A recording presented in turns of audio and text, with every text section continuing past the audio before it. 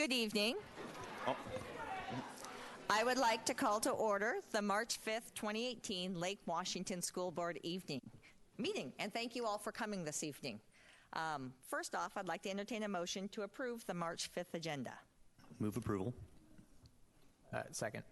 It has been moved by Director Carlson and seconded by Director La Liberty that we approve the agenda. All those in favor, please signify by voting aye.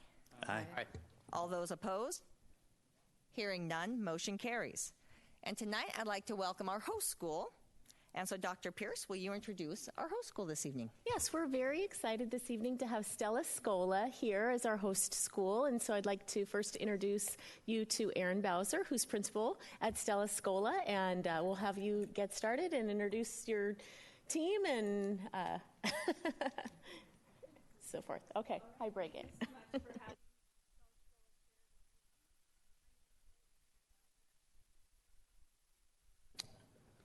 Oh, or that one there. All right. Here. We are very pleased to be here this evening. Stella Scola started in the September of 2000, and we are now in our 17th year. Our mission at Stella Scola is to offer middle school students a comprehensive, consistent classical curriculum delivered in an environment with high academic and behavioral standards with solid teacher support. We offer this in a very unique way. We have 30 students at each grade level, grades 6, 7, and 8. There are 90 students total, many of them in the audience tonight. And it's really looking at, through integrated curriculum in chronological historical themes.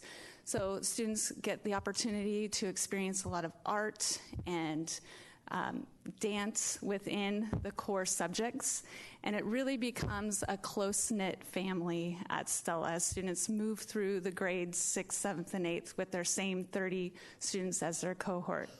I could stand up here all night and talk about how wonderful Stella is, and I know that you would like to hear from me all night long about Stella, but instead we have our students and staff who will be telling you about their experience at Stella and what makes it such a wonderful place to go to school and to work. As you can see, our test scores are very strong, and our teachers really strive to ensure that each and every student is meeting standard or exceeding standard, and we appreciate all that they do for our students as well as the partnerships that they form with our parents. I am going to hand it over to our 6th grade teacher, Hattie Midbow.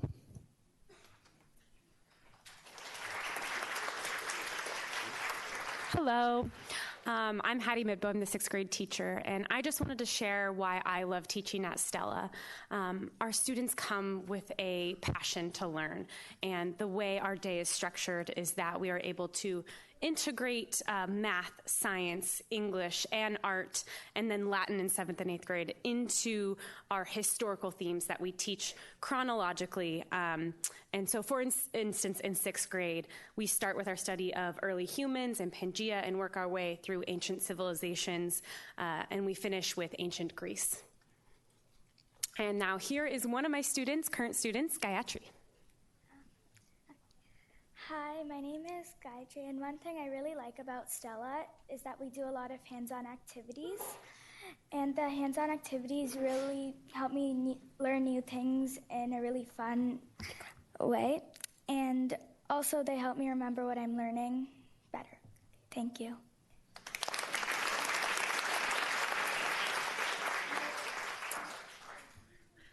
Hi, I'm Carrie Peterson, the 7th grade teacher at Stella. I teach the same core subjects in the 7th grade, except for they start taking Latin 1 this year.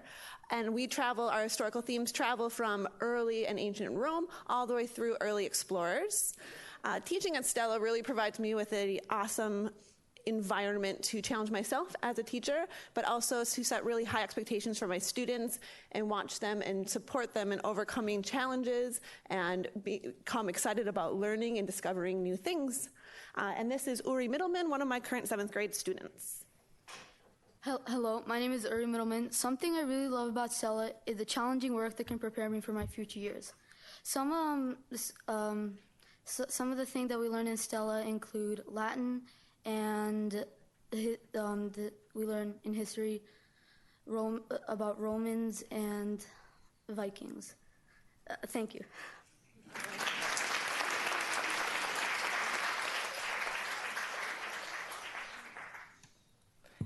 Hello, you can come up with me. I'm Brigitte Tennis, and I teach the 8th grade at Stella Scola Middle School.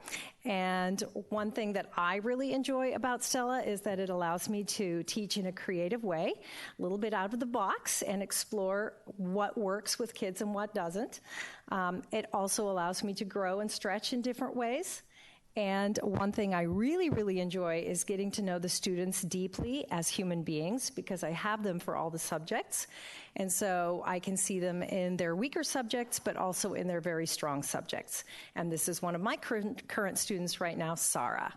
Hi, my name is Sarah, and I'm in 8th grade here at Stella. One thing that I really like about Stella is that the subjects are integrated, and that really helps me because then I'm able to understand things and relate them to each of the other subjects, so I am able to remember the information a lot better. I also really like that we have a lot of projects, which are all really fun, and they're also quite challenging. And often we do these projects in groups or pairs, so not only am I learning about the subjects, but I'm also learning and improving my teamwork and my communication skills, which is really important for high school and beyond.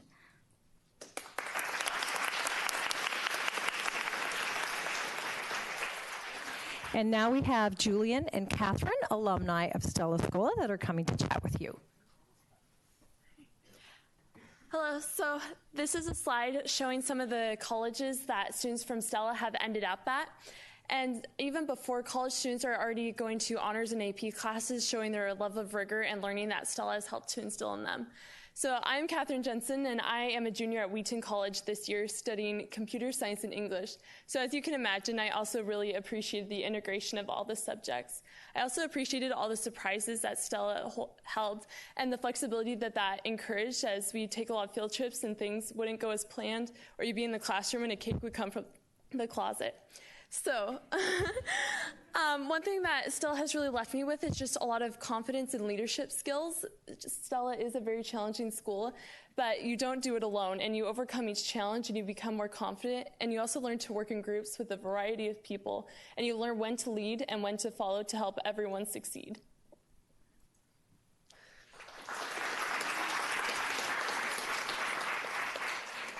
Hi everyone, my name is Julian. I am a Stella alumni. I'm currently a senior at the University of Washington, studying cybersecurity and informatics. But you know, not everybody that goes through Stella ends up being a computer scientist. In the upper right-hand corner, that's one of my old friends, Zach Sweetser, who just did his first commercial flight as an airline pilot. We have people go into technical theater, world dance travel, nursing. Some people are lawyers. People are starting families now. It's kind of scary. But, what I really took away from Stella and what I really enjoyed about, my time at Stella was it's really individual education, right? You have the same class. You have the same teacher for 7 periods, every single quarter for the whole entire year. And I wasn't always a good student. I had D's, I think, when I started at Stella. But, having teachers there that, know you before you know yourself are really, really important.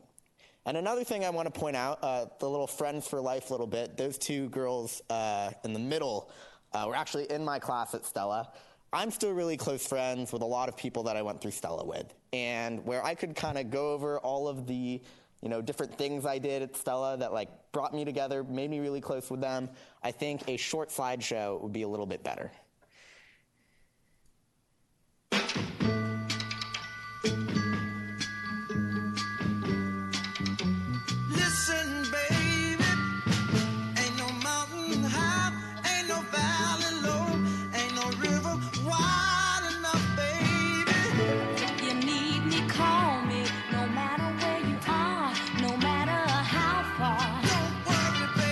Just call my name, I'll be there in a hurry.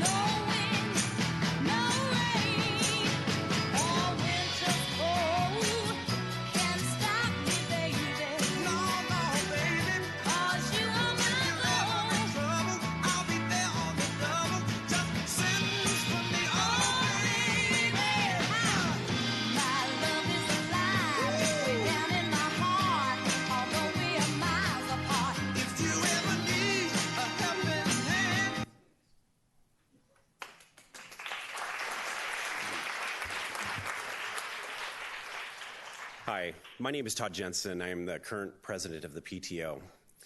And I just want to say thank you. What an incredible school this is, and thank you for the opportunity that it's afforded my children. My older daughter just spoke. When she was in 6th grade, she was a shy, introverted 6th grader. She had a very fixed mindset, wasn't sure exactly what she could do, and I saw her come out of her shell. She grew into a growth mindset that was just incredible.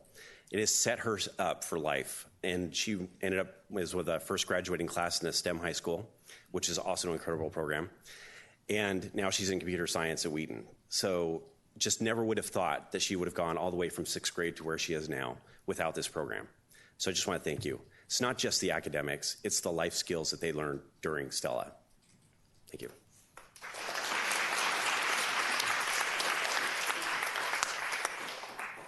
Hi, my name's James Gower, and I have 2 kids that went through Stella. They are now 28 and 26. They've been through college, and to repeat what was just said, the amazing thing, one, I still volunteer for this because I believe so much in this program. It's the right thing at an age when they really need it. With my kids, the surprising thing was how much they ended up using these skills in college. That was where it really came to the fore. Not only the academic skills, but the project management skills and things like that. So Stella has remained a part of their life now well into their adulthood. So I hope you'll continue to support this great program. Thank you.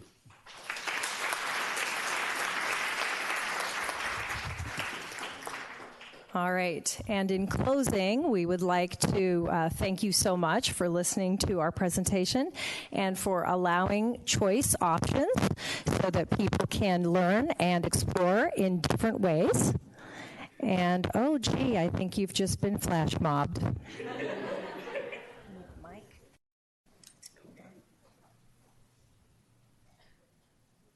Uh-oh, how does this work again? I'm doing the bottom. Not well. There we go. Okay.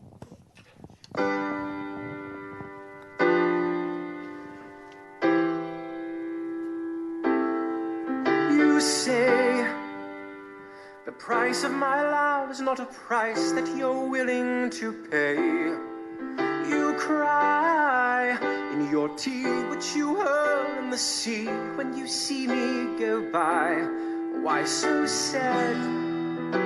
Remember we made an arrangement when you went away. Now you're making me mad. Remember, despite our estrangement, I'm your man. You'll be back, soon you'll see. You remember you belong to me. You'll be back, time will tell. You remember that I served you well. Oceans rise, empires fall. We have seen each other through it all. And when push comes to shove, I will send a fully armed battalion to remind you of my love. Da da da da da da da da da da ya da da da da da da ya da da da da da da da da da ya da da da da da. You say our love is draining and you can't go on. You'll be the one complaining when I am gone. And no, don't change the subject, 'cause you're my favorite subject. My sweet, submissive subject. My loyal, royal subject. Forever and ever and ever and ever and ever. You'll be back like before. I will fight the fight and win the war. For your love, for your praise, and I'll love you till my dying days. When you're gone, I'll go mad. So don't throw away this thing we had. 'Cause when push comes to shove, I will family to remind you of my love. Da da da da da da da da da da ya da da da da da ya da da da da da da da da da da ya da da da da.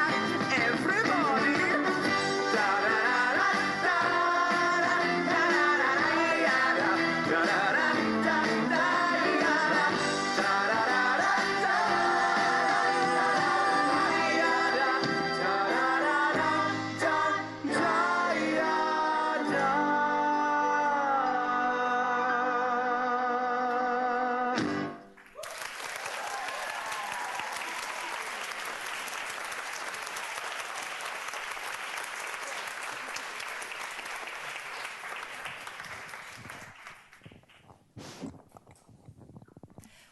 Well, thank you very much. Is that it? Okay. Well, first off, thank you very much. That was a fabulous presentation. The interdisciplinariness of the school is fabulous to see, and obviously with the graduates and the parents and the students, it shows fabulous work being done. So thank you very much. I have to say, I think this wins the prize for the most attended choice or host school presentation. Curious, can you raise your hand if you're here for the host school presentation? Wow. You win. Incredible. Yeah, for sure. Thank you so much. Amazing presentation.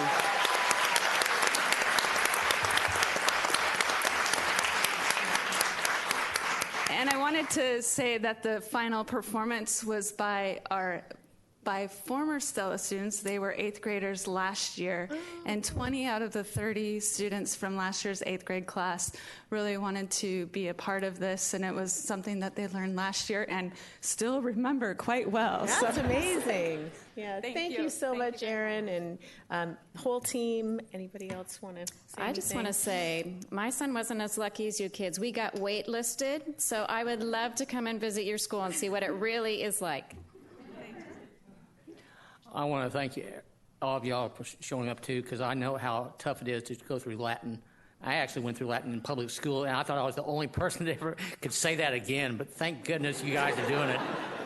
And if you can imagine having a Latin teacher who was a Brooklyn native teaching to Oklahoma kids, and the accent actually worked out, you guys are going to have it made, okay? I just wanted to say that, yes, thank you for showing up in a battalion. And truth is, in 10 years on the school board, that's the first time I've ever seen jazz hands during a school board meeting. All right. Well, thank you very much. We know that many of the students have homework that they might need to do or other places to be. We will be continuing into public comment and school safety, so if you're interested in staying, please do. But if you also need to leave, please feel free to stand up at this point and you can please exit. Thank you. Thank you. Thank you. Thank you. And I think we need to reset the...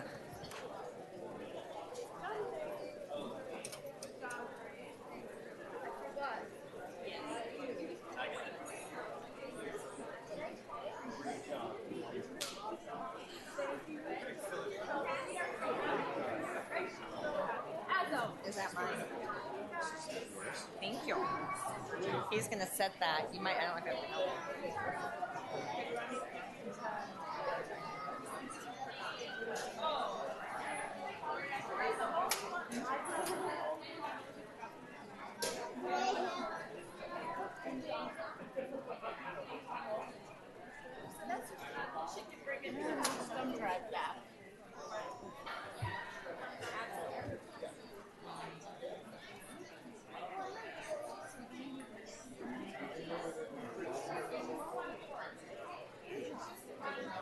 Oh, that was not mine. I took mine already. Well, I wonder who this belongs to.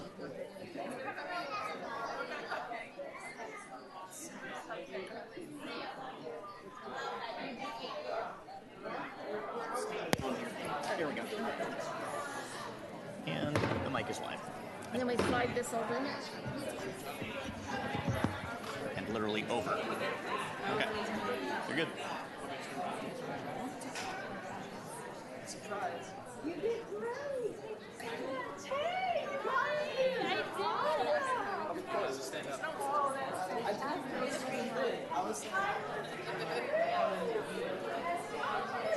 can see it.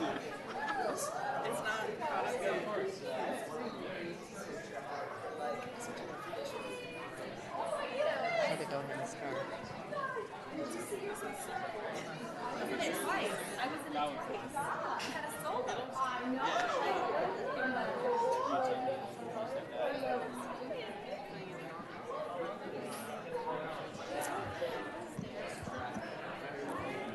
All right, so ready? I hit the gavel. I could gavel. Shall I gavel? All right, let's go ahead and start the meeting as people are exiting. The next step that we'd like to do tonight, it is. But she's just not very hot. is Please we'd do like- grab a cookie. They're moving. We have moved up the superintendent's report tonight, so we'll be speaking tonight in regards to school safety. So, Dr. Pierce, will you go ahead and you can take the lead?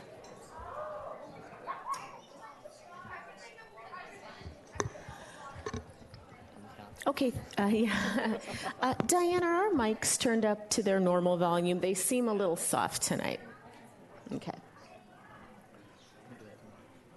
Thank you. Okay, my clicker seems to...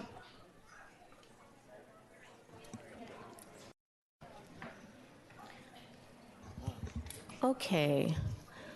Okay, that seems a little better, I think, for the microphone volume. So thank you, Siri. I asked to have superintendent's report come at the front of the meeting tonight because I wanted to do a special safety-focused update for tonight's superintendent report and wanted to lead with that. So I want to begin by expressing our commitment to safety as a school district. The safety and security of our staff and our students is a top priority. As you all know, we have a strategic goal that says that we need to ensure and provide safe and innovative learning environments for our students. And so tonight I want to talk about in detail the established district safety structure that we have in place, as well as our comprehensive emergency management plan. You'll see through the presentation tonight that we do continually assess, and we have systems and processes for continually assessing our district-wide safety needs, implementation of our safety measures and protocols, a process for identifying training needs, and a process to ensure that we are responding to changing conditions. So, sadly, after a tragic event occurs, like the one in Florida, often we do a reminder out to parents about these are the things that we're doing associated with safety, because often many questions come up. Annually, as part of a school board presentation, we do a program report on safety. So the board may recall that program report was shared in October, toward the beginning of the year. And aspects of that will be touched on again tonight, but I want to go a lot more in depth, and more in depth than what was communicated out through that Special Connections newsletter. Sort of the purpose of doing that, again, is often after a tragic event, there's many questions that are surfaced in terms of what are we doing to ensure, that we're doing everything within our control to ensure our students and staff are safe. And through that level of communication, it's not possible to go very in depth. And so since that communication, of course, there's been a lot of comments and questions, really not just in our district, but all across the state, all across the nation when it comes to school safety. So I wanted to take some real dedicated time tonight and go pretty in depth in terms of our safety structure and comprehensive emergency management plan. So I want to start with the safety structure, and I think the question is who is working on safety in our district? Who's focusing on safety? And the answer to that question is multi-pronged, because there are many, many of us focusing on and working on safety.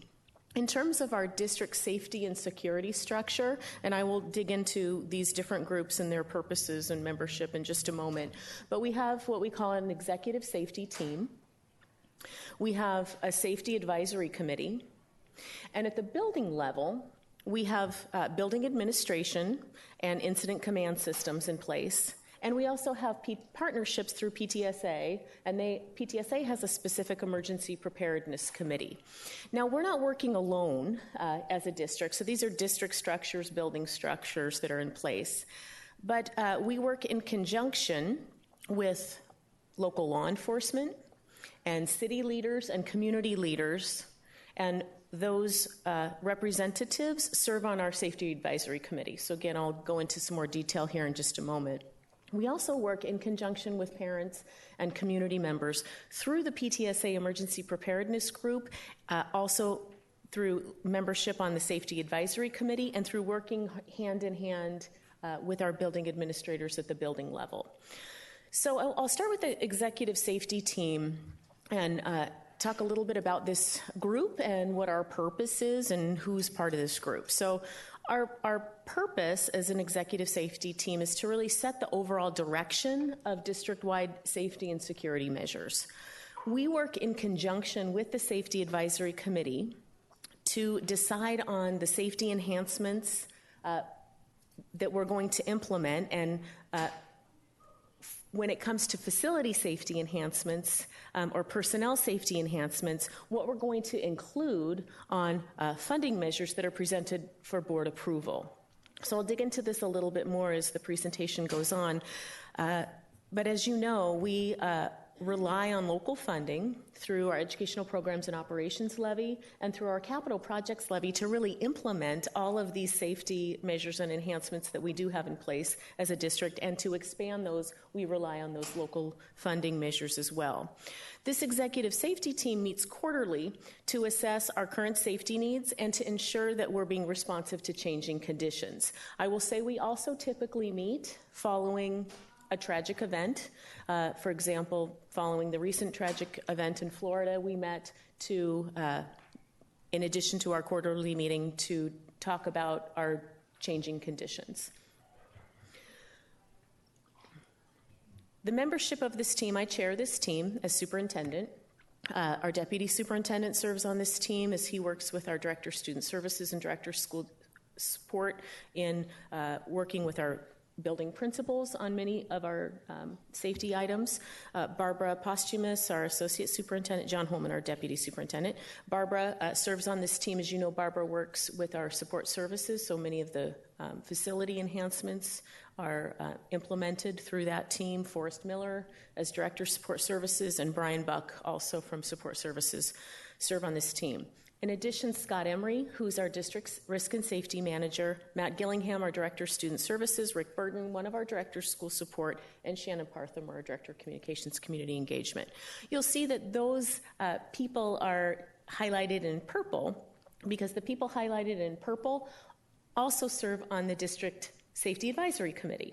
So there's overlap in terms of membership of these teams, and they function in conjunction with each other, and I'll give you a couple of examples in just a moment. But first, let me just talk about the Safety Advisory Committee, and then I'll give you a couple of examples of how we work in conjunction. So the Safety Advisory Committee is a group that provides district-wide guidance with our community partners in safety, security, and emergency preparedness. This group meets monthly to assess implementation of our safety protocols in terms of drill schedules and those types of things, also to assess implementation and training needs, to see where we need to provide more support, and also to ensure that we're responding to changing conditions. So Scott Emery, our risk and safety manager, chairs this team. And membership, I didn't include all of the people by name, but here's the groups that are represented on this team in terms of our community partners, law enforcement, city partners, et cetera. So King County Sheriff, we have Kirkland Police Department, Fire Department, and Office of Emergency Management individuals, Redmond Fire and Police, Sammamish Police and Office of Emergency Management, Eastside Fire and Rescue, Evergreen Health, PTSA partners, and our administrators, both district and building administrators, serve on this team. So as I mentioned, these two teams work in conjunction. I'll just give you a couple of examples. ALICE is one of the protocols that we have in place in terms of training for staff for how to respond in an event. Alice was discussed along with other potential models at the Safety Advisory Committee level, and then a recommendation came up to the executive level for we should implement Alice in our system. Another example, kind of going the other way, at the executive level, we determined a menu of possible facility enhancements, improvements that we could implement through 2014 capital levy dollars. That menu went to the district Safety Advisory Committee, and that Safety Advisory Committee, with all of the membership that you see here, recommended that we do the interior door locks, which I'm going to talk about in a moment, the window shades for lockdown, and the key card access system. So you can see that these two groups work together in conjunction with one another. The other part of the structure that I showed really comes at the building level. So our building administrators work to implement an incident command system in their schools and to have a safety plan in place. The purpose statement here is, and this is actually part of the leadership framework for building leaders.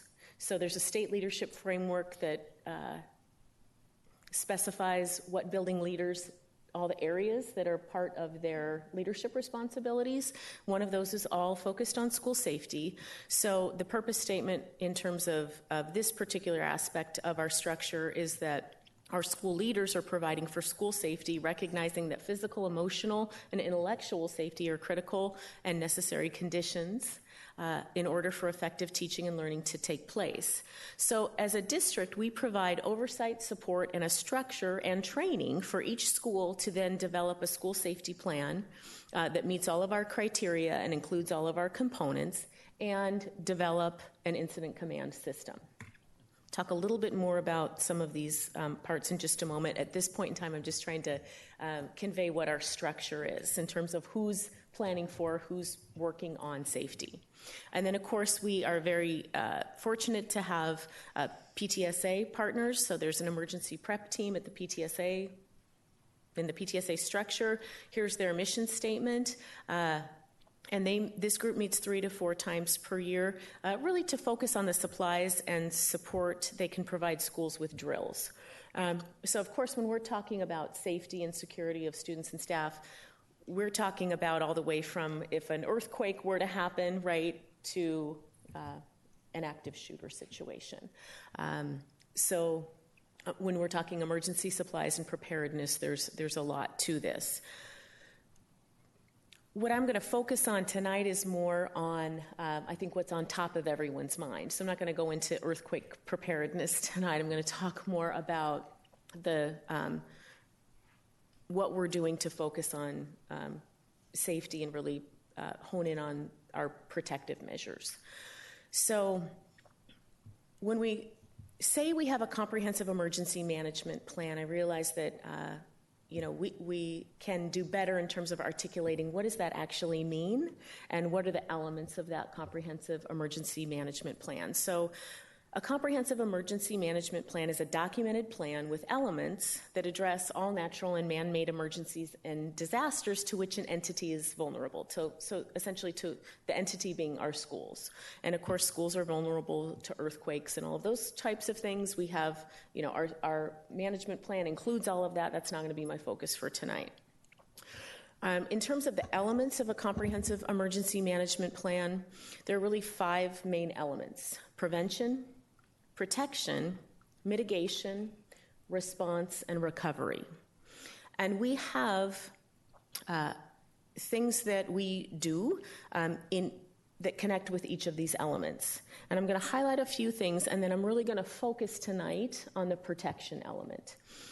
But before I get into the protection element specifically, I want to touch on some of the other areas. So we know that prevention is key, and we do a lot of work at the building level in conjunction with our buildings on school culture to ensure that we are paying attention to harassment, intimidation, and bullying. We're paying attention to students being connected with school, with having adults that they feel comfortable talking to, that we have people like social workers and school counselors and YES counselors and nurses who are in addition to our teachers and administrators that can help our students. Our social workers, as you know, are part-time at this point in our high schools through a partnership with Evergreen Health. We've expanded the number of school counselors that we have in our schools over the course of the years, as you know. And we have a relationship with agencies like YES because often there are students who might be struggling with drugs and alcohol, and some of those things are also struggling with dealing with feelings and so forth. So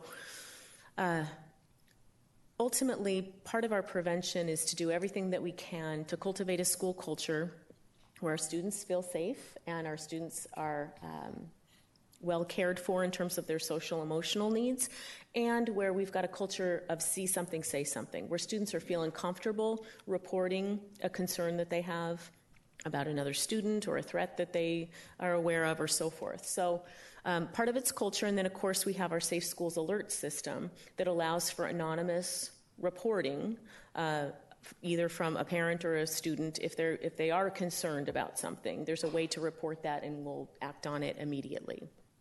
Again, I'm going to come back to protection. That's going to be the main part of the presentation. But in terms of mitigation, if something were to happen, we want to minimize the results of that situation. So that's why we do drills, to prepare people, students and staff, for what to do should something occur. ALICE training is a part of that. Our PTSA emergency prep partners are a part of that. Our school resource officers, which I'm going to talk about because they fit into multiple areas here, are a part of that mitigation strategy. And then I mentioned an incident command system, and we won't have time this evening to get into all aspects of the incident command system, but a mitigation plan is part of that incident command system. And all of our schools provide their information about their school safety plan into what we call a rapid responder system, and that's a partnership with our city partners. So they are local law enforcement, so they're familiar with the design of the school, and areas are identified. So should a response be required, there's information readily available to law enforcement. Response, again, part of our incident command system. There's a crisis response plan. Our school resource officers are a piece of that. And then, of course, recovery is part of a comprehensive emergency management plan, and all of the aspects of that are included in the incident command system. As I said tonight, I think what's the questions that I've been receiving and the information that people want most, I believe fits into the protection element. And so tonight I'm going to talk about the facility upgrades, infrastructure protocols that we have in place, and what our goals are. I'm also going to talk about school resource officers, campus security monitors, and our discipline and threat and risk assessment protocols. So those are the 4 parts that I'm really going to dig into. So first I want to start with the physical facility infrastructure upgrades and protocols. And our goal here is to provide 2 layers of physical protection in our school facilities. First, we want to prevent unwanted access to the interior of the school from exterior doors.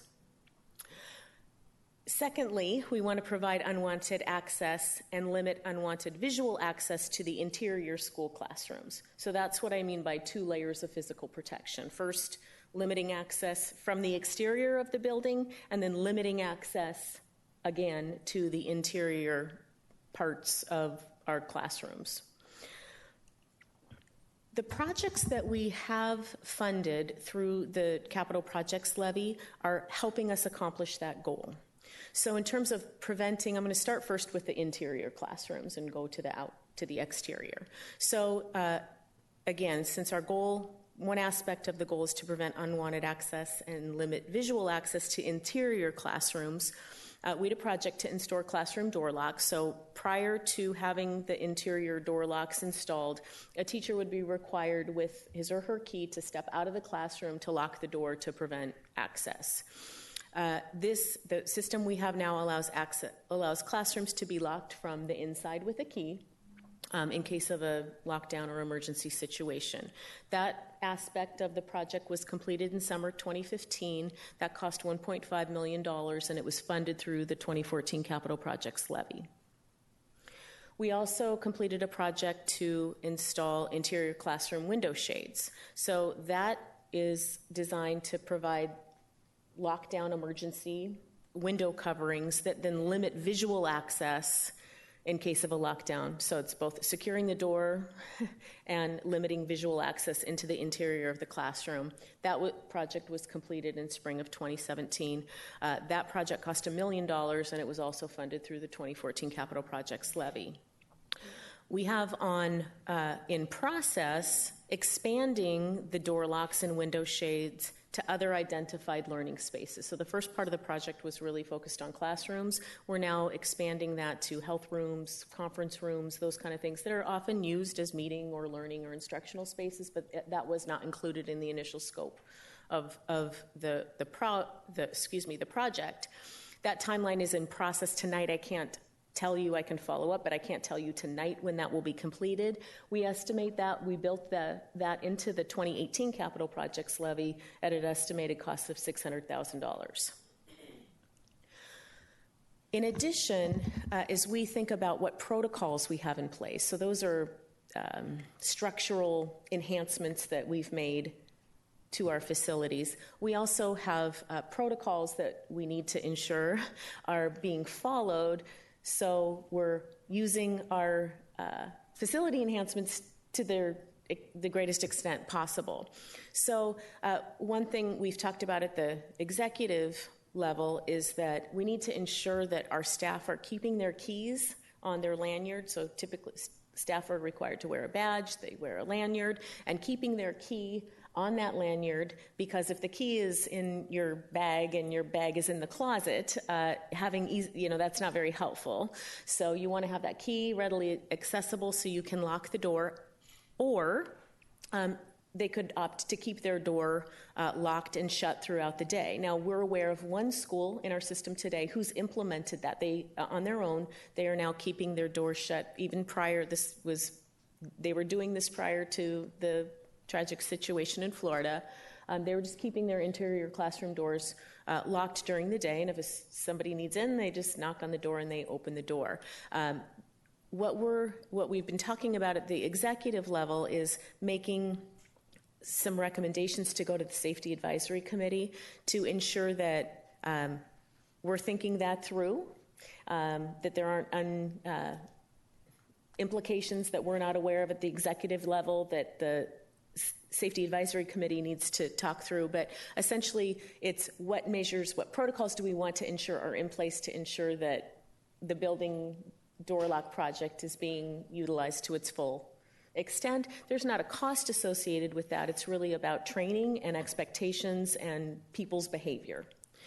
The other piece that we're just from the executive level issuing a protocol on is something that surfaced recently was that not all of our substitute teachers are being issued classroom keys when they arrive to substitute. And so that's a protocol that should be in place. Substitute teachers should be issued a key. They check it, it's checked out to them at the beginning of the day, and they check it back in at the end of the day. And so we've already issued that protocol to ensure that if that's not happening right now in our buildings, that needs to happen, because whether it's the regular teacher or the substitute teacher, they need to have the key to be able to lock the door should they choose to. Also, I'm aware that some schools have installed on their own some magnetic strips, so where you can keep the door locked in the locked position, and there's a magnetic strip, and then the teacher could just easily remove the magnetic strip and pull the door shut. We're doing a little bit of more research into that to see if that's something that we should implement district-wide, but that's something that we know some schools have implemented on their own.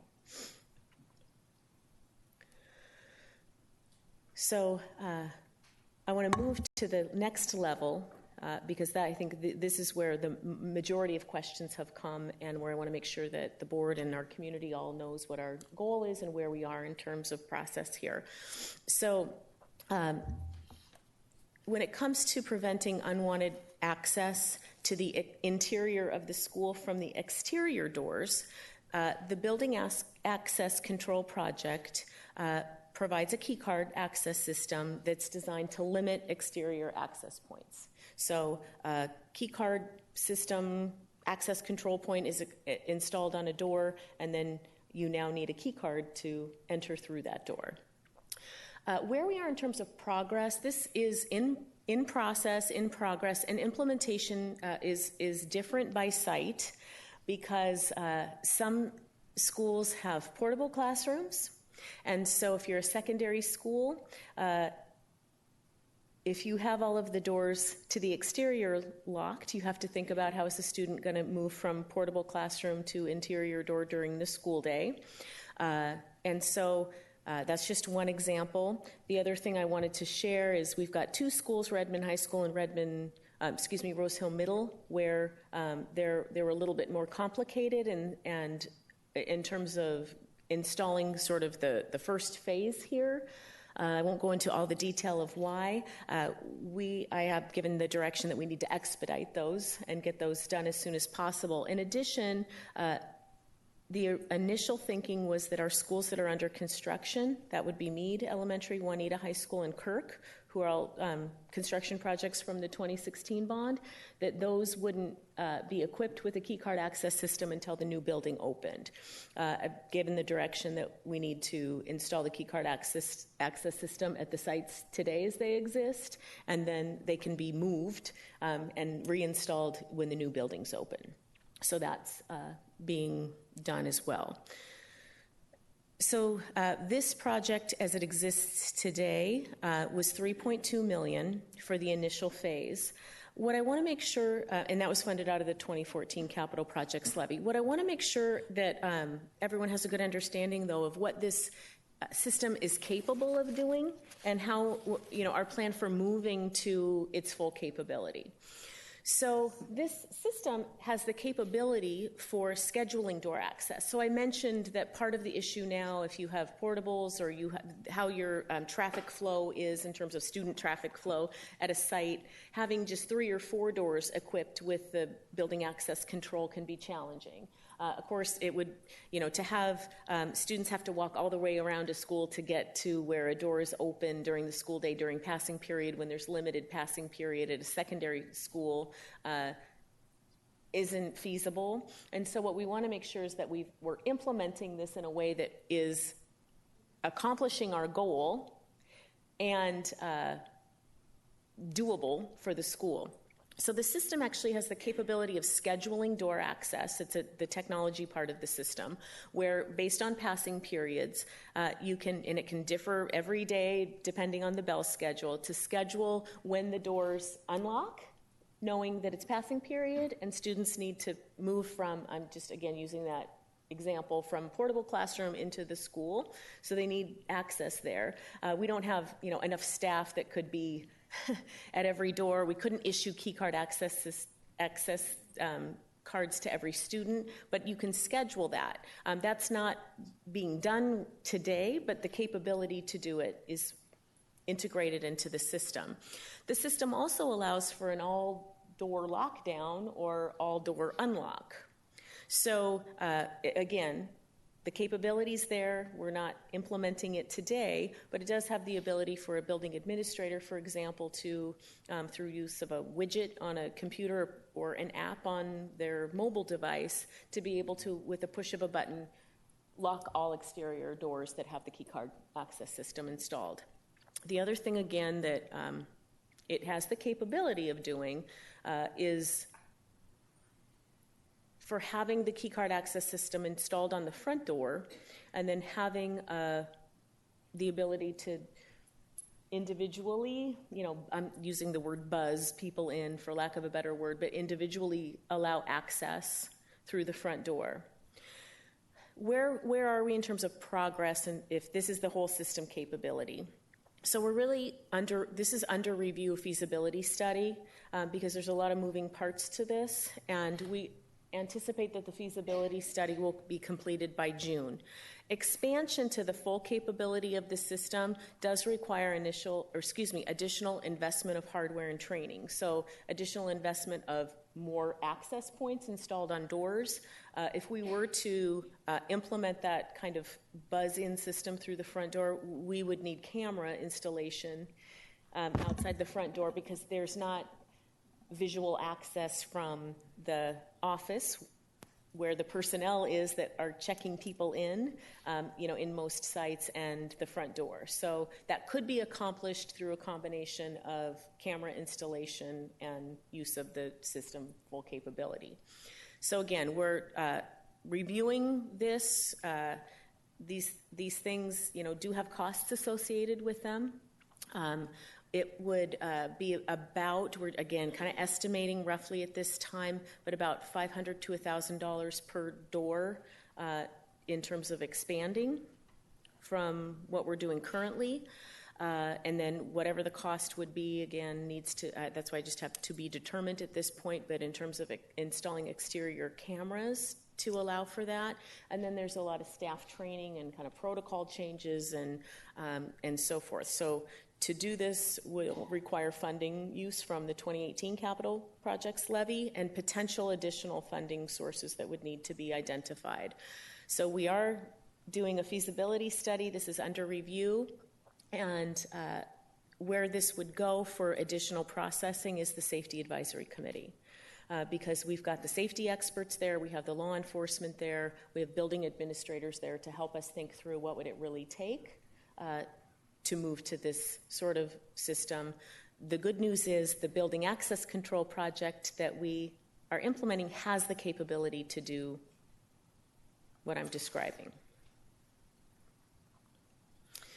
The other piece I wanted to touch on here was portable security. So this is another question, part of the bond strategy was to build permanent schools and classroom space and reduce our reliance on portables over time. We passed the first bond in 2016. We all know we didn't pass the bond in February of 2018. And so, we still have work to do as a board in terms of our next steps with that. But the reality is today we have many, many portables at our sites across our system. And so one of the questions comes up about security for portables. So a couple of things on this particular topic. We, at the executive level, believe that implementing a protocol to keep all portable doors closed and locked throughout the school day is a step in both preventing unwanted access to the interior of the toward our goal. I'll just simplify it. And so this recommendation is going to the Safety Advisory Committee. Again, as we work in conjunction with one another, we want to make sure there's not some unanticipated implication that we haven't thought through at the executive level that building administrators or our safety experts or something could help us think through. But that's one thing. There's not a cost associated with that. It's just simply a behavior change in ensuring that people aren't propping their doors open during the day. I know one of the issues then becomes climate control, especially in our warmer months, and so that's another piece of this. And then what is happening now already is that our facilities team is installing peepholes in our solid portable doors.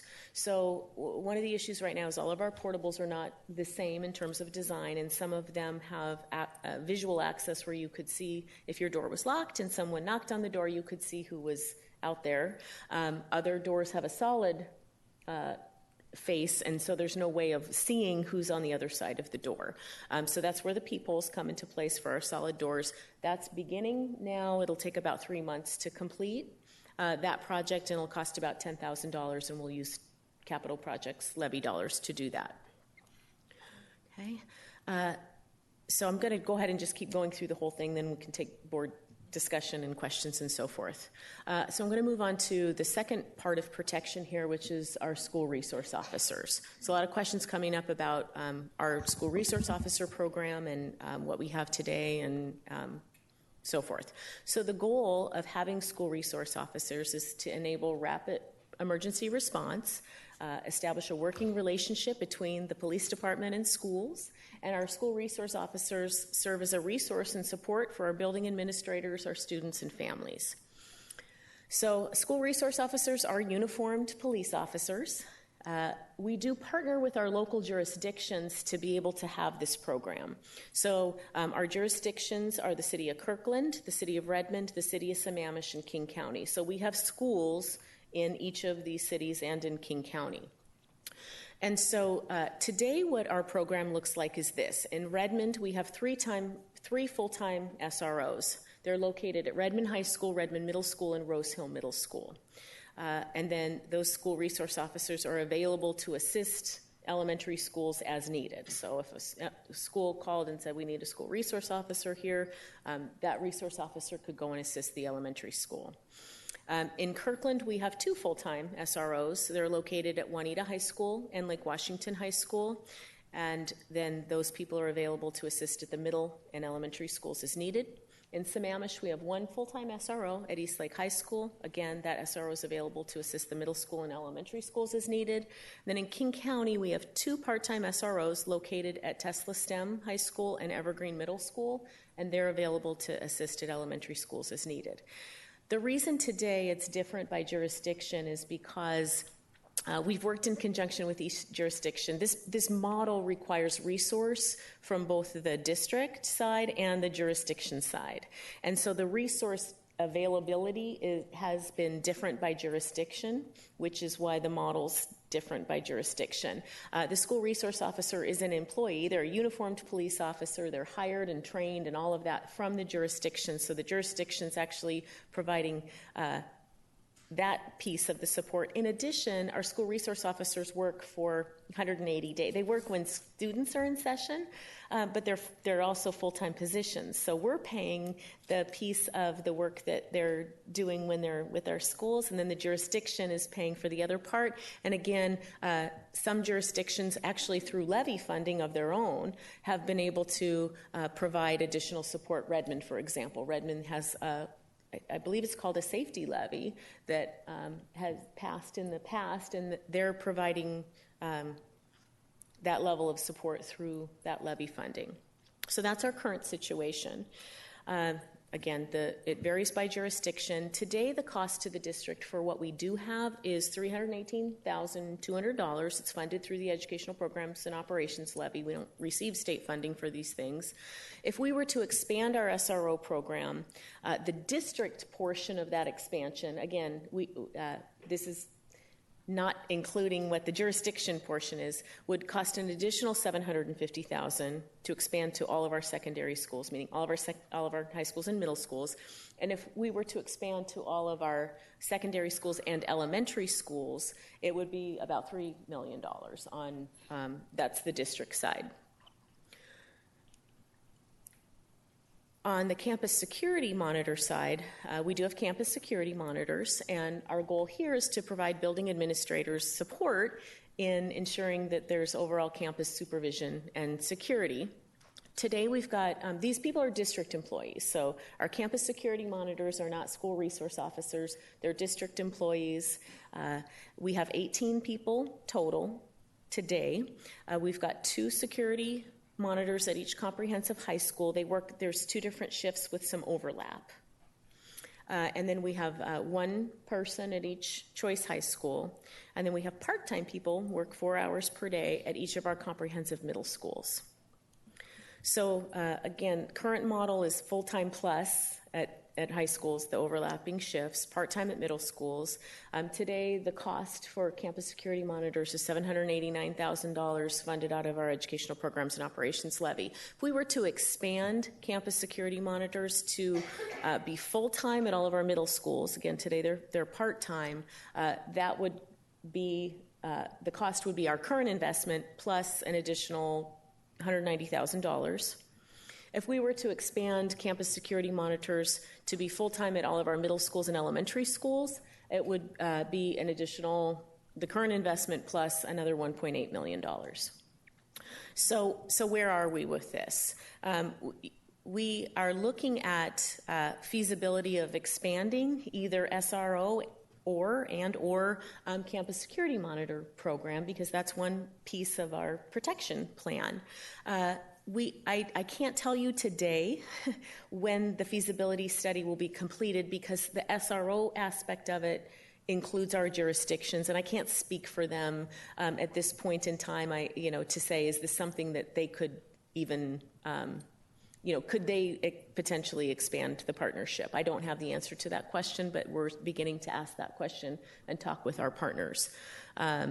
So because the SRO program requires that additional investment on both the district and the jurisdiction, I can't tell you today, and part of how long that's going to take to have that conversation and determine whether it's feasible.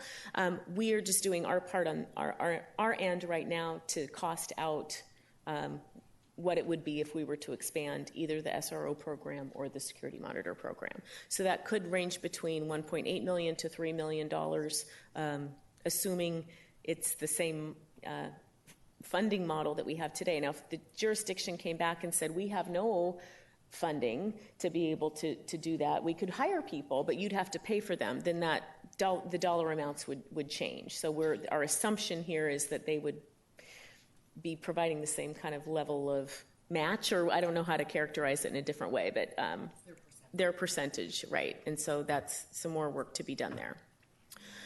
The last part that I want to touch on before we have some discussion is the whole discipline and threat and risk assessment protocols.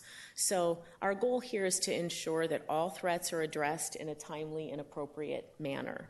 So this is a high-level description of our discipline and threat protocol. Again, it's much more detailed than this, but at a high level, when there's a threat that's reported, there's an initial assessment done to determine the nature and degree of the threat. And if, let's assume the threat is of the nature and degree that a high level of concern. Police are immediately contacted.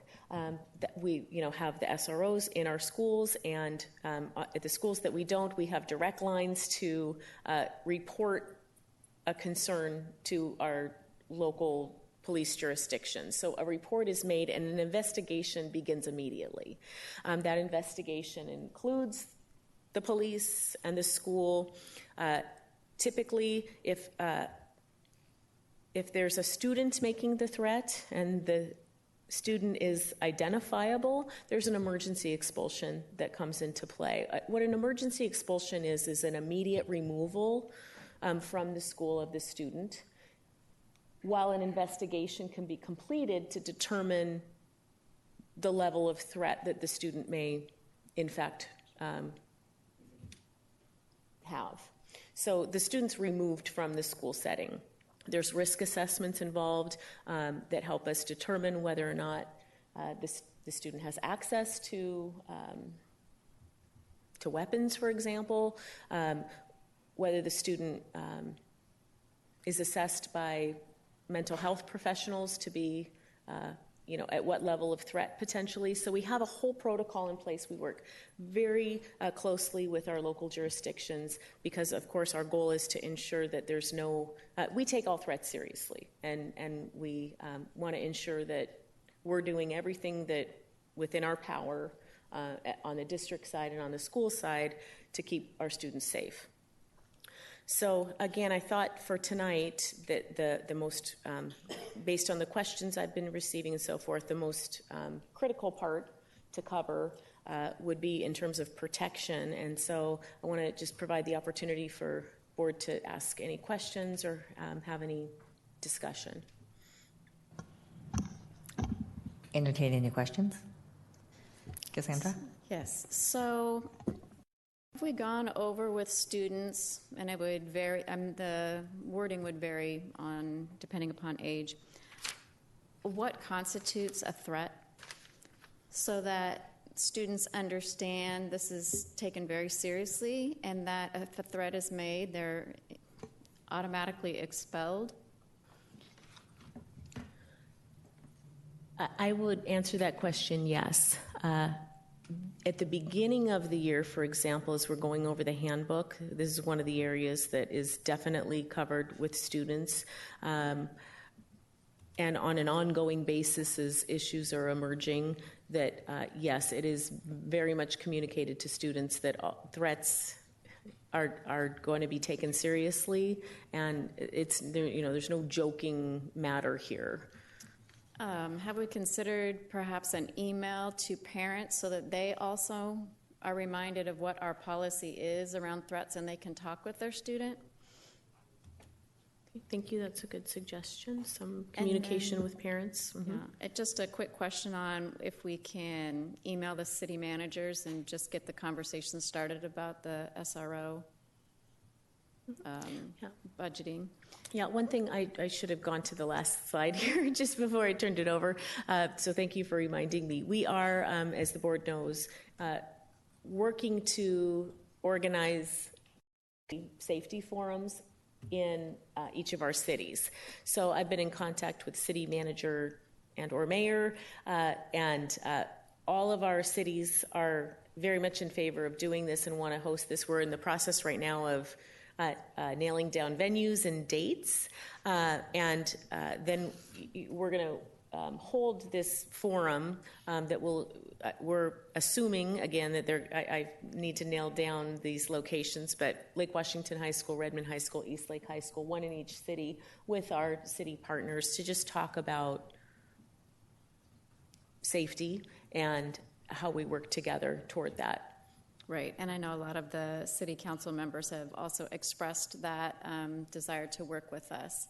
So that's a great partnership that we have.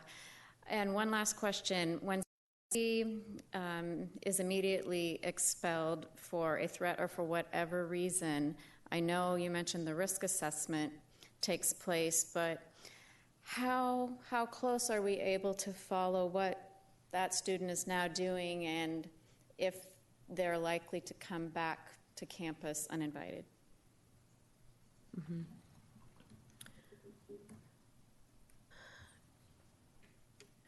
I guess the so question when you is, say we, is we who's the we there? Anybody, whether it's the police department or whether it's the school itself. I think we all have that concern. Somebody gets expelled, they're upset, they might want to come back. Yeah. And so I'm wondering if there's, and I realize there's a lot of privacy issues and minors involved and it gets complex. Yeah. But is there some way of, tracking how that student is doing? So that's definitely a conversation that we, being from the district officials who are involved, the building administrators and the law enforcement jurisdiction, definitely have that conversation and plan put in place.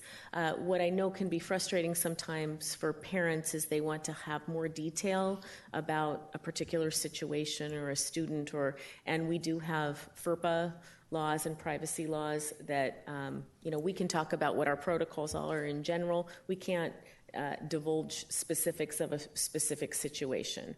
So that's where it gets a little challenging for us. And I know parents oftentimes want to know more detail than we can actually provide. And that's the same case if the student happened to be arrested. If the student is a minor, the police department is under those same kind of restraints that we are, so I completely understand that. I'm just wondering if we can brainstorm around what possible ways we could have to just ensure that that student doesn't come back to campus, or we're on extra alert and vigilant about looking out for that particular student. Is it something like a temporary restraining order concept, or? Yeah, that's as good as the piece of paper it's on, but actually eyes on, watching entrances to the school property. I know that's a lot of additional work for somebody. Just if we could brainstorm around. I think what you're alluding to perhaps also is the idea of the, as many jurisdictions have, the security bracelets where you can monitor the location of the individual. And that's, I'm sure it's a police department. Yeah. That's, again, working with the jurisdiction to see what the local laws permit, because that varies from state to state. I have a question about the building access controls. So in the first slide you had on that, which is slide 17, we said that it's the $3.2 million for the initial phase implementation. Mm-hmm. Is that initial phase, is that district-wide? And is that initial phase, is the second phase then what is in the following slide where we have the technological upgrades? Or is that referred to, I just want to know how much of that is being, Really good question. covered? So the initial phase that's shown on this slide, we can call it the initial phase, the $3.2 million for the system, so the technology system, and the access control points that we've installed on X number of doors in every school. So it hasn't been on every exterior door in every school. It's been on, I want to see if, looking to see if Barbara's in the room, about 4 potentially. 4 to 6 doors, okay? So, and then the system that we have in place. The additional investment would be for additional doors, not just the 4 to 6. And when I say every school, remember there were some exceptions to that we're dealing with right now. But to expand and do it to more doors, and then that's where the additional investment would be. And then also if we were to secure the front door through building access, the camera installation to be able to actually implement that. Okay. Does that it does, answer? thank you. Okay. I have a follow-up question on for the funding for this second. You list additional sources. What are those additional sources, or what could they be? It could be general fund, which has a whole host of implications associated with it. It could be a future levy, potentially, which has timeline implications and those kinds of things. Or it could be, reprioritizing some of the other items from levy. Okay, thank you. Mm-hmm. I know Redmond High has a CERT class, emergency training class. Do all the high schools have them? That's a good question. I don't know the answer to that question, but I can find out. To me, because I got to know the CERT teacher at Redmond High, I think that'd be an excellent resource to have on your committees. If each high school has one, they ought to be on that committee, because those folks are, the one at Redmond High is just super. Mm-hmm. Great. That's great. Thank you. So I don't usually speak from my notes, but I have to tonight. Thank you for the calm and professional presentation, Dr. Pierce. I've spent the last 19 days oscillating between impotent fury and feeling hopelessly overwhelmed. Right now, I'm both. My oldest son is a freshman at the University of Washington. Columbine happened 10 days before he was born. At the time, I couldn't imagine bringing a child into such a world. I cannot believe this is still happening 19 years later. We should not need active shooter drills in schools. It's beyond tragic that we do. That said, it's hard to balance reactions. Alice drills alone can cause debilitating anxiety in children. Although we've had a few preventive lockdowns in the time I've been in the district, the only time I'm aware of a lockdown in response to a clear and present danger in Lake Washington involved an active bear, not an active shooter. Making a long story short, tonight I did not see much dramatic change in what you presented from our previously existing plans, and that is okay. We've been as ready as we can be, but this is a school district. We are the very definition of a soft target. So I appreciate the update on protection, but the most important thing that we can all work on is prevention. Working in our schools to maintain and promote an inclusive culture. It's not about monitoring the child who's coming back from a threat. It's about making sure we have an inclusive culture so the child's not a threat in the first place. It's a culture that doesn't confuse mental illness with violence, and a culture that doesn't breed a mindset where this sort of tragedy is conceivable to anyone at any time, ever. That's all I have to say.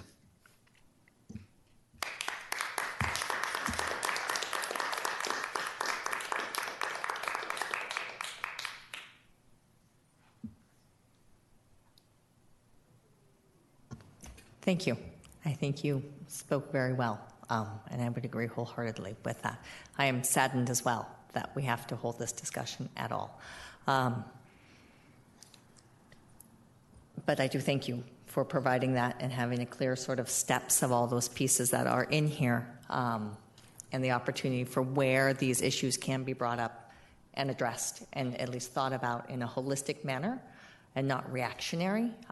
That's a piece I think is very difficult. So thank you. Are there any other comments, questions? I'm sure this is something, if we have more in the future, we can continue to hold these conversations as we go forward. And so at this time, I'd like to thank you. I appreciate that. And then we will move into our recognition this evening. Tonight we have 2 proclamations to read this evening, one in regards to our education support professionals and the other for School Library Month. And if I could ask Director Stewart, he's going to speak to our Education Support Professionals Week. This is near and dear to my heart.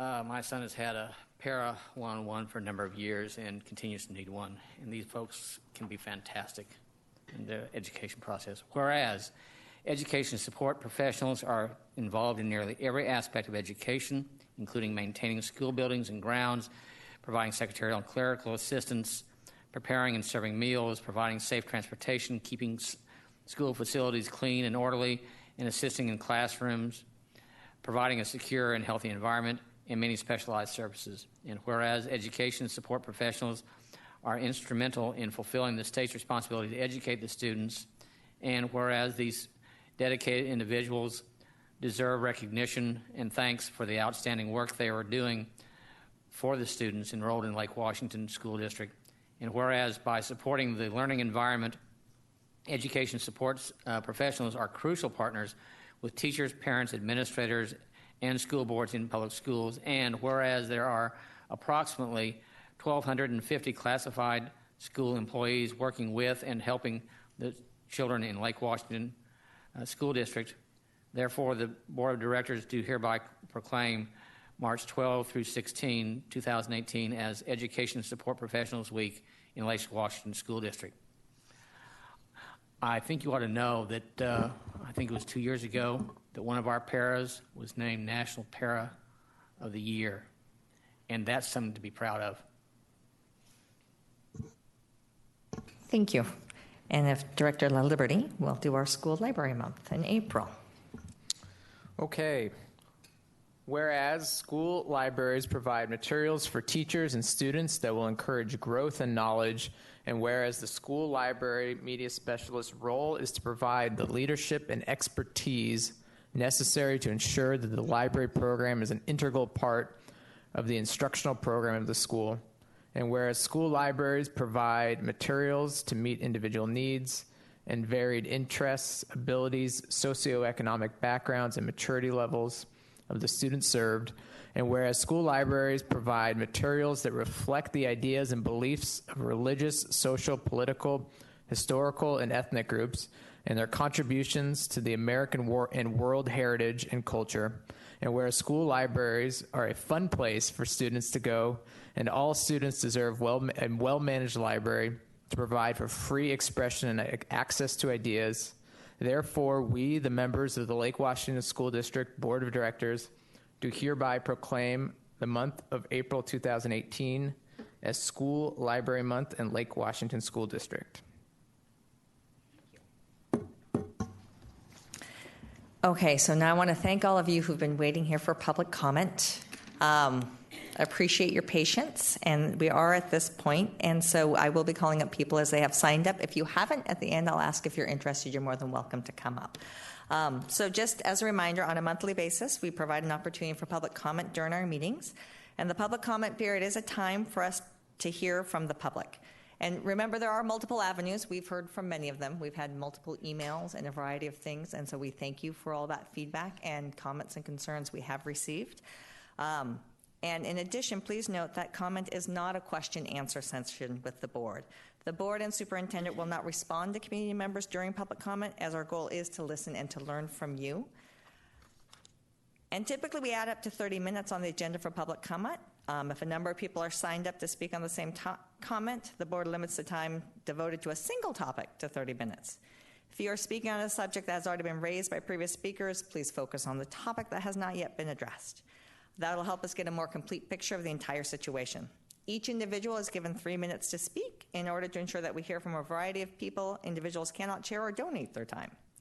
When your name is called, please approach the podium, speak into the microphone. Please tell us your full name and school attendance area for the record.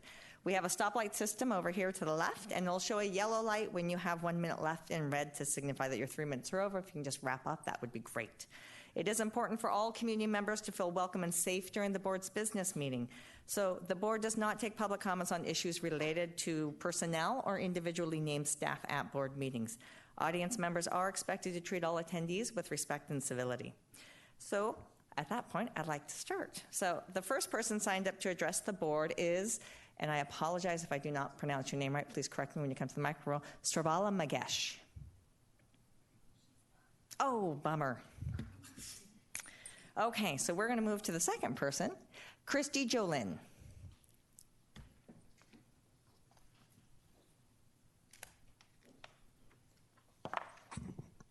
Good evening, Chairwoman Blazner, Dr. Pierce, and members of the Board of Directors. Thank you for entertaining our comments this evening. My name is Christy Jo Lin, and I'm a parent of 2 boys that are members of the Lake Washington School District. Our family lives in the Redmond area, but we attend choice schools, so we fit beyond an educational area. Both of them enjoy the benefits of the STEM High School and the Environment and Adventure School. I also serve as the president of the Bellevue Youth Symphony Orchestra in my volunteer life, and I'm here this evening to recognize school music education and to thank Lake Washington School District for your strong participation in this area. It's very important to our family and it's very important to our community, and we, on behalf of BISO, want to express that to the school district. We are lucky enough to partner with Lake Washington for many of our events and retreats for our students as well. I did want to provide for the record, and we'll leave with Diane here, a couple of statements regarding support of school education or school music education, and we'll keep my time short on that this evening. I also wanted to bring to your attention that research has proven strongly that music education provides academic and social benefits, preparing students for success in school, work, and life. Their education is not complete unless it includes the arts, and it's very critical that we continue to fund and support this area. And just in, I believe March is School Music Education Month. I know you're recognizing those future areas. Music is vital to maximizing their full potential, and the ensembles within the schools are such an important aspect of music education. And as BISO, we require that our students participate in those school ensembles, and so we want to just express that support organizationally as well. My oldest son benefits from participation in the orchestra at Tesla STEM High School, which he supplements with participation in the community orchestra. With the addition of the 7th period to the school day, we would ask that consideration be given to considering these ensembles be part of the school day so that students may have the opportunity to participate more fully. At this current time, in some of the schools, they're required to choose between extracurricular activities such as sports or clubs or the music participation, and this is something that is somewhat of a concern. We do want to just wrap up by saying thank you for support of our music education programs currently. We hope they continue to be funded at the level they are or even further. And we do want to thank you for participation with us on the community efforts with the Youth Symphony as well, and allowing us to perform in your venues, to rehearse in your venues, and again, to fund those programs. Thank you. Okay, and the next person we have is Lisa Olson.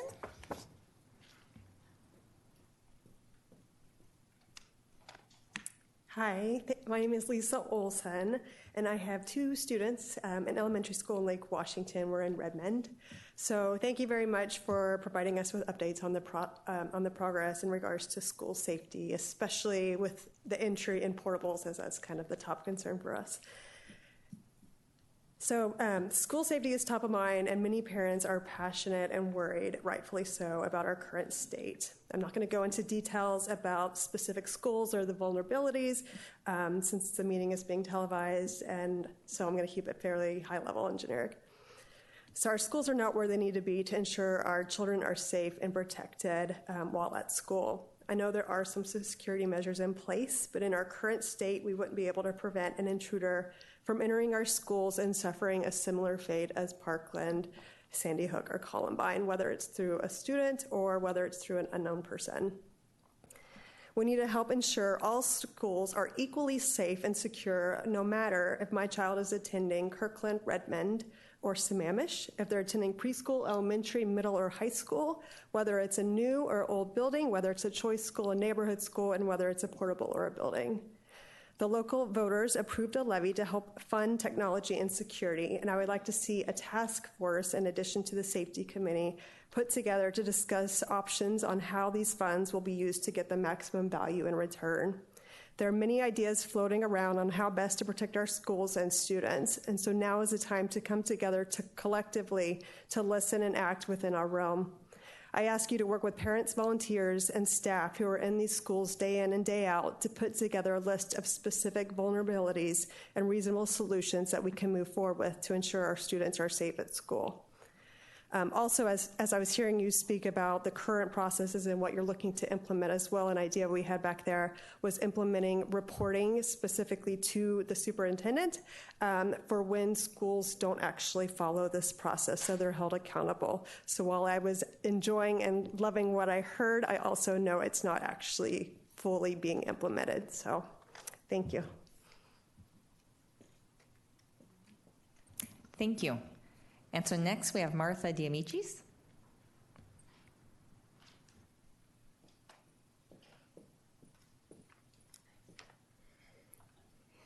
Hi, got it almost right. My name is Martha Diamichis, and I'd like to reflect on our February 2018 bond measure that failed, with the goal of devising a plan that will succeed for our children. I encourage LWSD to engage its stakeholders in 4 ways for feedback. First, have the superintendent and deputy superintendent conduct a listening tour where you visit various school communities and ask for their feedback. Second, to do an online survey to gather anonymous feedback. Third, to convene a community partner advisory group. This would consist of non-parents, and it would be with the purpose of listening to their concerns, but also so that you can give them insights into the intricacies of the school district, because I have learned through my experiences that there's a lot of challenges that you face, and I believe that being able to give them insight into this same detail may help turn them from naysayers and skeptics to folks that are understanding, collaborative, and work on constructive solutions. Finally, I encourage you to meet with your elected leaders and gather their feedback. So once you receive this feedback, you can synthesize into themes and take these to a task force or an advisory group for them to drill down and come up with a plan. I expect some themes to fall out. For example, are we focusing our taxpayer investment on the greatest return and highest priority projects? I believe specifically that these investments are about adding as much student space as possible per dollar and investing in safety and security measures at every one of our schools. Also, choice schools are a creative solution to build space, but I hear lots of feedback on this. Should we continue our current plan where we have choice schools next to comprehensive high schools? Should we move to just comprehensive high schools? Or should we do a blend of both where we actually use choice schools as a creative solution to build cost-efficient space, but open those choice school programs up to more students from the comprehensive high schools, so it's not just a lottery that gets you into the choice school, but every student has the opportunity. We should assess all of these options against decision-making principles, such as cost to the taxpayer, time to market, benefit for our kids, and feedback from our constituents. And once you engage with these stakeholders, then it's incumbent on us to respect the plan that's come out, because it may not be the plan that I, Martha Diamichis, think is the perfect plan. But if we've engaged stakeholders and we've built it based on their feedback, and we've made these decisions using principle-based decision criteria, We know that it's a good plan that the majority, or I should say supermajority, of our voters would support. So I personally am very optimistic about our future. I am really fortunate that I live and reside, and my children, sorry, they go to Dickinson. I didn't answer that question. In LWSD, and I really thank you for your support. Thank you. And so next we have Dan Lee.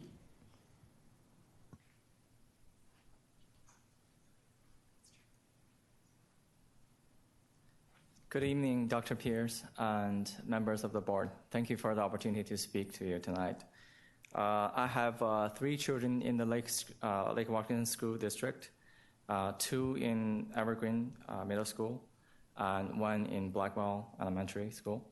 Today, I'd like to speak to you about safety. Dr. Pierce, thank you very much for presenting the comprehensive plan on safety. Definitely at a high level, you cannot go into a ton of details, and I feel good about the plans you put in place. Unfortunately, some of the implementations will take time to do, and I totally understand that. What I would like to point out tonight is Evergreen Middle School. I think Evergreen Middle School is a situation where it needs to be addressed immediately, because there are 13 portables in Evergreen, and they, just as you mentioned today, that they can't be locked. In fact, they're required not to be locked during school time. And even the main building cannot be locked because the student needs to move between portables and the main building. The other thing that also you pointed out in your slide deck today is that Evergreen Middle School and STEM are the only 2 schools that don't have full-time school resource officers.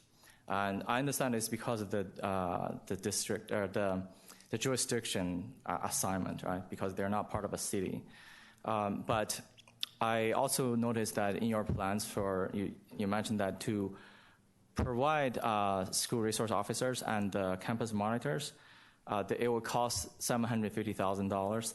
I would encourage to think about just bringing the level of coverage for school resource officers for STEM and Evergreen Middle School to the same as the other middle schools. And that really means providing 2 part-time SROs to just those 2 schools. So hopefully that will significantly reduce the cost for that. Same thing with the school monitor as well. Overall, I'm glad you are really care about this issue and you have a plan in place. But I do believe there are some low-hanging fruit that can be picked off like very quickly, which is the school resource officers and policies, which you're already working on around locking the doors for portables in the main buildings. That's all I have to say. Thank you.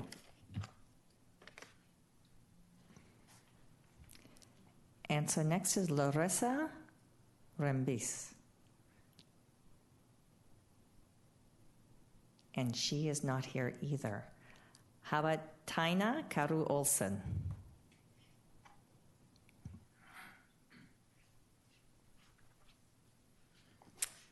Hi, my name is Taina Karu Olsen, and I live in the Lake Washington community by Twain Elementary. Today, I would like to tell you about my daughter's success in Lake Washington School District. What's making her successful, what her success means for her and her peers' future, and why her being successful matters for all students. From 40 years of compelling research and data, we know that to raise individuals who will be happy, engaged, successful, and who will participate meaningfully in their communities, students who will be future ready, we cannot and should not segregate students based on perceived ability or based on perceived intensity of support needs. We know that the least restrictive environment for everyone is the general education classroom with portable and continuously evolving services and supports. We know that this is what's best for our kids, all of them. I believe in this vast amount of research and data, but I also live it. My daughter is a kindergartner. She's learning to read and write, to recite a motto, to share about her feelings, and to do math that she already kind of hates, as I always did. She's disabled, and with her non-disabled peers all day, Every day, she is learning to go to school and how to hopefully love reading and cope with math. With a network of right supports in place, she's being very successful and already making connections, both socially as well as academically, that the vast majority of her same-age disabled peers can only dream of because they don't fully access general education, the curriculum, the environment, or the peers. She's lucky she's getting what she needs, because I also pushed. She's getting what the research tells us all kids need. Her non-disabled peers are also learning to read and write, the motto about their feelings and how both math maybe can be fun, especially if you're counting M&Ms. But most importantly, they're learning that disabled kids, as well as gifted and talented kids, can and do learn together. That no one has to leave to learn, that everyone belongs. They're learning the building blocks of a society that allows for success for everyone, that allows for real futures for the kind of diverse population that Lake Washington School District has. Her teacher is learning too. The entire school is. They're finding new ways to better support everyone's learning, not just my kids. They're evolving to become the kind of school we all wish to send our kids to, the kind that gives kids what they need and truly, in the most rounded sense of the term, helps them become future ready. But here's the thing. I don't want my kid to be the lucky one. We have to spread the success and make it a reality for everyone. Thank you. Thank you. And next we have Margaret Adams. Hello, I'm Margaret Adams. My youngest is now in his last year at Juanita High School. And I'm mostly going to just randomly comment on what you guys heard at the earlier board study session on dyslexia. And I realized, Chris, that you are longer than me in my efforts because we consulted with you when we started our dyslexia advisory pack with Paul Vine. I don't know if that's good or what, but anyway, I've been at this a long time, as long as that guy over there. I guess some comments. Dyslexia is still not a commonly used term in the district. It seems to still be on some taboo list. We're getting closer. The school board approved it was presented to the school board more than that, September 2016, to do some stuff on dyslexia, and that took over a year to get started. So the district's dyslexia committee got started last December, or at least last fall, after us parents had a pre-meeting meeting back in April, and it wasn't until a couple weeks ago that we got an update, which seemed to be hit and miss.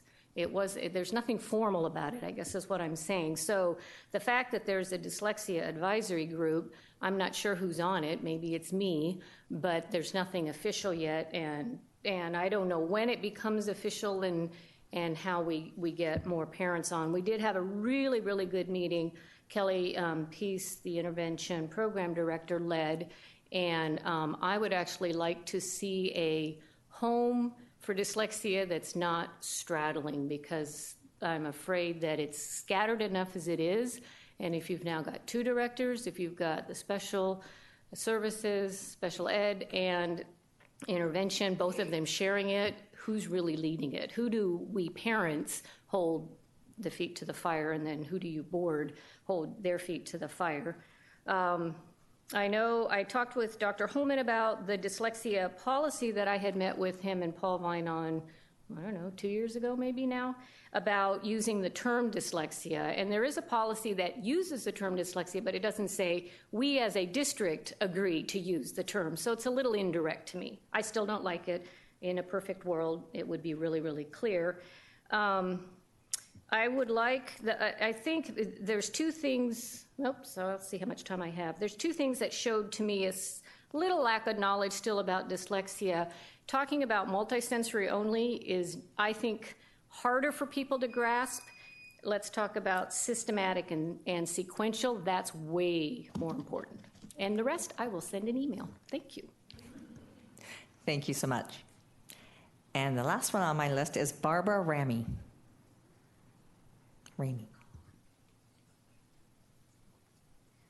Hi, it is Barbara Ramey. Thank you. Board Chair, members of the board, and Dr. Pierce, thank you so much for all you do. And I might need to borrow your napkin. Thank you for your comments earlier tonight. My son, yep, here we go. My son was a first grader at Helen Keller when Sandy Hook happened. And I didn't want to talk to him about it because I thought I could shelter him. He heard about it from school on the playground. So we started talking about guns and safety and school and how he was safe at school because his teachers would protect him. He's now a sixth grader. He's doing extremely well in school. He's at Kamiakin. We love Kamiakin. Teachers are fabulous. And my son, I told him I was going to this meeting tonight, and he asked me to ask you a question, and I understand you don't give answers, so I'll ask the question anyway. You might have heard about a national school walkout on March 14th. We've talked about it at home. I've heard that it's happening at some of your schools. I have not heard that it's happening at Kamiakin, but my son, again, has heard about it before I talked to him about it. He's heard about it from a friend at school. And so we talked about it tonight, and I asked him what he knew about it, and he said, well, Cody says it's happening. And he wanted me to ask you if it was happening. So I don't know if and how many schools are participating, and I know that there's rules about politics and what schools can do about politics, and you guys are doing what you can do here, and I really, really appreciate that. I just want you to know that if it's an unexcused absence, if students walk out, fine. I don't care. I told my son that. I said, if you walk out of school to go to McDonald's or to go to 7-Eleven to get a Slurpee, you're going to be in trouble. But if you participate in this walkout and it's an unexcused absence, you have my support. And my husband said, same goes for me. So I understand that the need to focus on learning and the need to focus on the core, the core curriculum, whatever, I forget the lingo. But participation in civic events such as a school walkout to support gun safety obviously is something that really matters to all of us. And I hope that that could be considered a civics lesson. Thank you so much for all you do and for your support. Thank you. Is there anybody else who would like to speak who didn't get a chance to sign up? Please.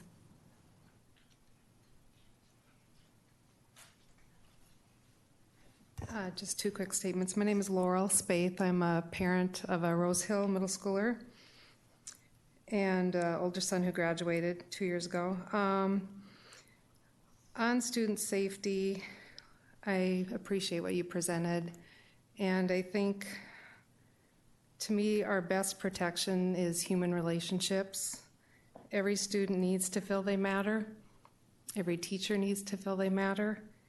And I had a question, as you did, Ms. Sage, what happens after risk assessment? And I think students obviously will be put back into a school, maybe not the school they were attending, but again, that student at some point needs to matter to somebody. And how does the school work with the various agencies that are involved? I think where in the community do you guys pull together? I realize parents can't know all of those answers, but somehow there has to be that connection with that student and other agencies, and not just left, and not left for people to wonder. That's what, I guess, where I would start with some of those kinds of questions. And that's all I have. Thank you. Thank you. Is there anybody else? Please.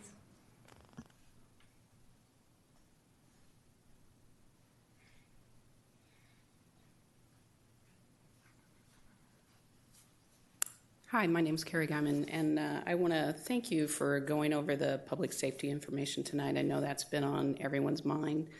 A couple things. I know this is really more of a comment and listening point of view. Some of the things that I didn't quite hear, I agree with what you were saying earlier, that a lot of what we need to do is engage in prevention and engagement with people. One of the things, though, that I've noticed, I didn't mention my children are in the Redmond School District. My daughter attends Redmond Middle School, and my older daughter went to Redmond High School. But on that engagement point, what I've noticed, especially at Redmond High School, while there are a number of counselors, they're overworked. The number of counselors to students is about 275 to 1. So there's not a lot of engagement points to try to catch those kids that maybe need some additional help. So that might be something that you look at in addition to those resource officers. Same for the resource officers. It will look like the resource officers were really per school, not by volume of students. That might be something that you consider. And then the other thing is that I think there's an opportunity right now for the school board to actually reach out to parents, because parents are, you're kind of hearing it in people's voices. Parents are engaged and wanting to know, and kids are too, how can they help? And the part that I did not hear in your talk was, hey, here's how you can get involved. Here's how you can contact your jurisdiction. Here's how you can contact your legislator. Here's how you can push to get more funding or more resources or whatever. I think there's a great opportunity right now to harness a lot of that anxiety that people have. So that's all I have. Thank you.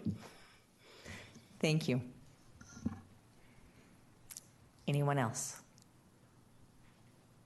Okay, then at this moment, I want to first thank you all for taking the time and waiting and speaking to us. And please always feel free to, I appreciate the heartfelt comments.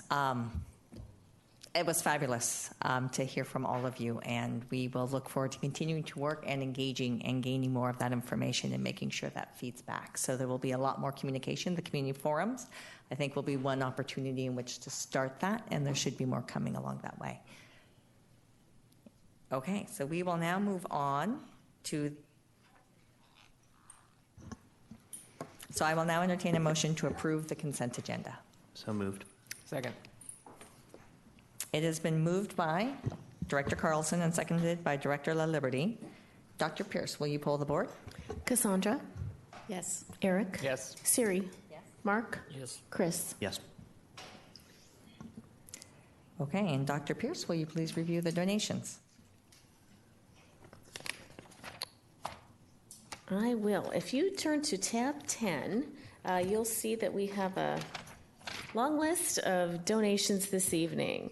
$2,000 from Dr. Dana Kinberg to the District Nutrition Services to provide relief for families for negative lunch account balances.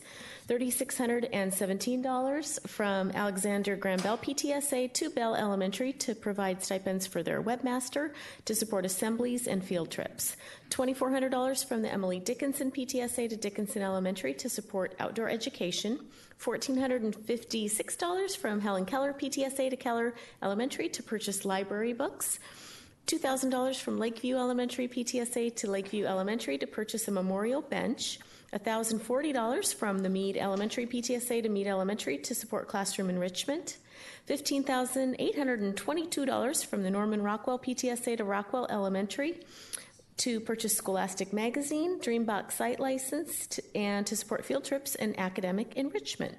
$13,300 from Ben Rush, PTSA to Rush Elementary to purchase water for portables, support academic enrichment, field trips, and for extracurricular activities. $1,398 from Samantha Smith, PTSA to Smith Elementary to support student inclusion activities. $5,100 from the Carl Sandburg PTSA to Sandburg Elementary for field trip bus transportation. $486 from the Finn Hill Middle School PTSA to Finn Hill Middle to provide stipends for drama. $4,655 from Redmond Middle School PTSA to Redmond Middle School to purchase classroom enrichment to support their choir festival, and symphonic band heritage festival. $2,490 from Eastlake Tennis Booster to Eastlake High School to purchase a replacement shed. $29,080 from International Community School PTSA to ICS to purchase novels and to support field trips. $2,500 from the Lake Washington High School Baseball Booster Club to Lake Washington High School to apply toward purchase of new stadium scoreboard.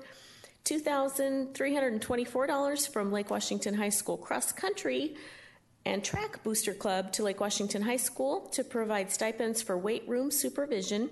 $1,750 from Redmond Athletics Booster Club to Redmond High School to provide athletic scholarships. And $16,280 from Tesla STEM PTSA to Tesla STEM High School to purchase a microscope. So all total, tonight, rounding to the nearest dollar, we have donations totaling $114,325. Thank you. It is always wonderful the support that we get from our community. And so now moving on, we are on to the non-consent agenda. And our first item on the non-consent agenda is the approval of the name for our new elementary school in North Redmond. Yeah, so we are very excited for this agenda item tonight. And so if I could turn your attention to tab 11. We actually have two schools. We'll have the planning principals from both schools come forward, Kim Belanco and Karen Barker. And we'll start with the new elementary school at North Redmond. Who's going to get a name tonight. We're going to recommend a name to the board to approve tonight. So Karen Barker is here. I have to say, just before we get started, that the two individuals that you see, stand up for a minute, Kim. Come here and stand so we can see you maybe on the camera. This is Kim and Karen. They're the planning principals for our new elementary schools, and they have been working extraordinarily hard and doing an absolutely fabulous job in every way planning for the new schools that are going to open in 2018. So we're so excited. I think they're probably excited to have one school to focus on pretty soon here in the fall, though it's hard to leave your current schools, I know. But we're just so happy with the work that they're doing. And one of the exciting things, one of many that they've done, is manage a process, a community engagement, student engagement process to name the schools. So that's consistent with our policy. So we'll start now. You can sit down now, Kim, and we'll have you come back. We'll start with the new elementary school at North Redmond. So we do have policy, if you turn to page 11 in your folder, that it's administrative policy that specifies how we go about naming facilities and mascots.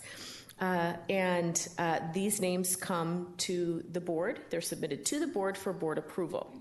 And so our policy states that the board shall name each new elementary school by selecting the names of a deceased person famous for work in science, the humanities, letters, or education. So in terms of the procedure for how this name recommendations comes to the board for approval, there's certain procedures that are used, and those are specified here on page 21 as well. So the principal meets with prospective or current students of the school. In this case, it's prospective students of the school at an assembly to explain the criteria and procedure. The students nominate the school names that meet our specific guidelines. Then a committee of parents, staff, and students, if secondary, so it's a committee of parents and staff, pare down the list for elementary down to 6 to 8 names that meet the approved guidelines. The names are then filtered or through the board, so the board will recall getting names from each of the elementary schools to ensure that any name that gets presented, that there are no objections to any of the names that the students are considering. Once that initial review process is done, a ballot is developed, and each student then receives one ballot and gets to submit their vote for the name. Committee counts the ballots, determines the winning name. We then, we actually do this earlier, ensure that we secure the permission to use the name. So when you are presented with names, we have obtained that necessary approval. So that's already in place, and tonight the names, of course, being presented to the board for approval. So the final names that were on the ballot for the North Redmond site were Pat Tillman Elementary School, Clara Barton Elementary School, Eleanor Roosevelt Elementary School, Frederick Douglass Elementary School, Susan B. Anthony Elementary School, and Amelia Earhart Elementary School. So in just a moment, I'm going to turn it over to Karen, but I'm going to go ahead and read the recommendation here, which is that the Board of Directors approves the nominated name, which you're about to hear, as presented as the name for the new elementary school. So we don't have to any longer call it the new elementary school at North Redmond. We will have a name for the school. So with that, Karen, the floor is yours. Thank you, Dr. Pierce. I'm excited to announce the proposed name for the new school located in North Redmond, currently known as Site 28. Our school is going to focus on developing social and emotional and leadership skills in children through a school-wide approach to providing instruction and growth of the interdisciplinary skills and attributes of the Lake Washington student profile. We will incorporate a service learning project at each grade level to apply these skills in a project that serves our local or global community.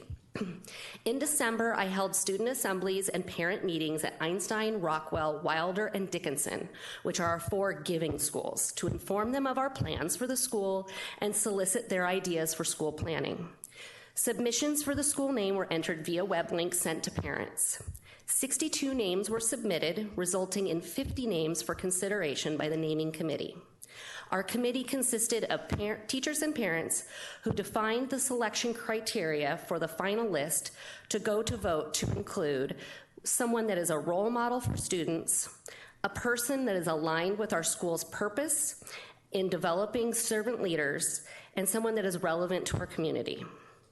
As required by board policy, the committee refined the list to 6 candidates for consideration.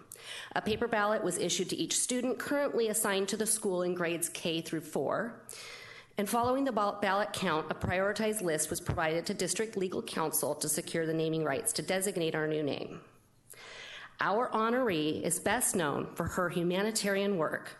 However, she began her many achievements as a female teacher that fought for women to have equal rights to men in the workplace. She then joined the Civil War effort to provide care to soldiers through organizing methods of getting desperately needed supplies to soldiers on the front lines. She traveled from battle to battle, becoming known as the Angel of the Battlefield. In 1869, she went to Switzerland, where she worked to get the U.S. Congress to agree to the Geneva Convention. This agreement resulted in the formation of the Red Cross, and it asked nations to agree to protect medical personnel on the battlefield. The resulting American Red Cross provides relief for victims of epidemics and natural disasters, and her work helping people in times of war and in times of peace made her an eternal symbol of humanitarianism. We are proud to announce that the final name selected for Site 28 is Clara Barton Elementary.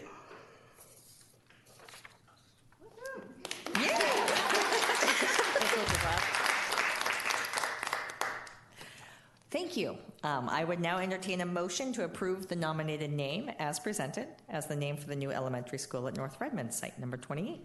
Move approval. Second. We know if they both. Yeah, can we have 2 schools named Clara Barton? We got that covered. Arm wrestling was going to come. It has been moved by Director Carlson and seconded by Director Sage that we approve the nominated name, Clara Barton, as presented as the name for the new elementary school at North Redmond site. Any discussion? No? All right. All those in favor, please signify by voting aye. Aye. Oh, yeah. All those opposed?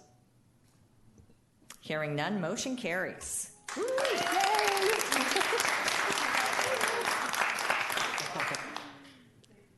Thank you, Karen. Congratulations.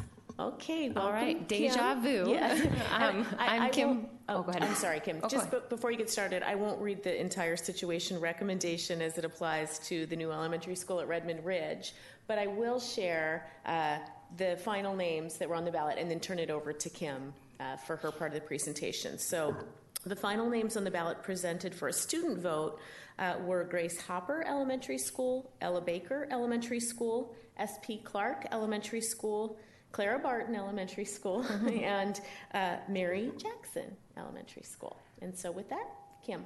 Great, thank you. And it will sound a little redundant, but we want to ensure that we both went through the same process, but it was quite separate.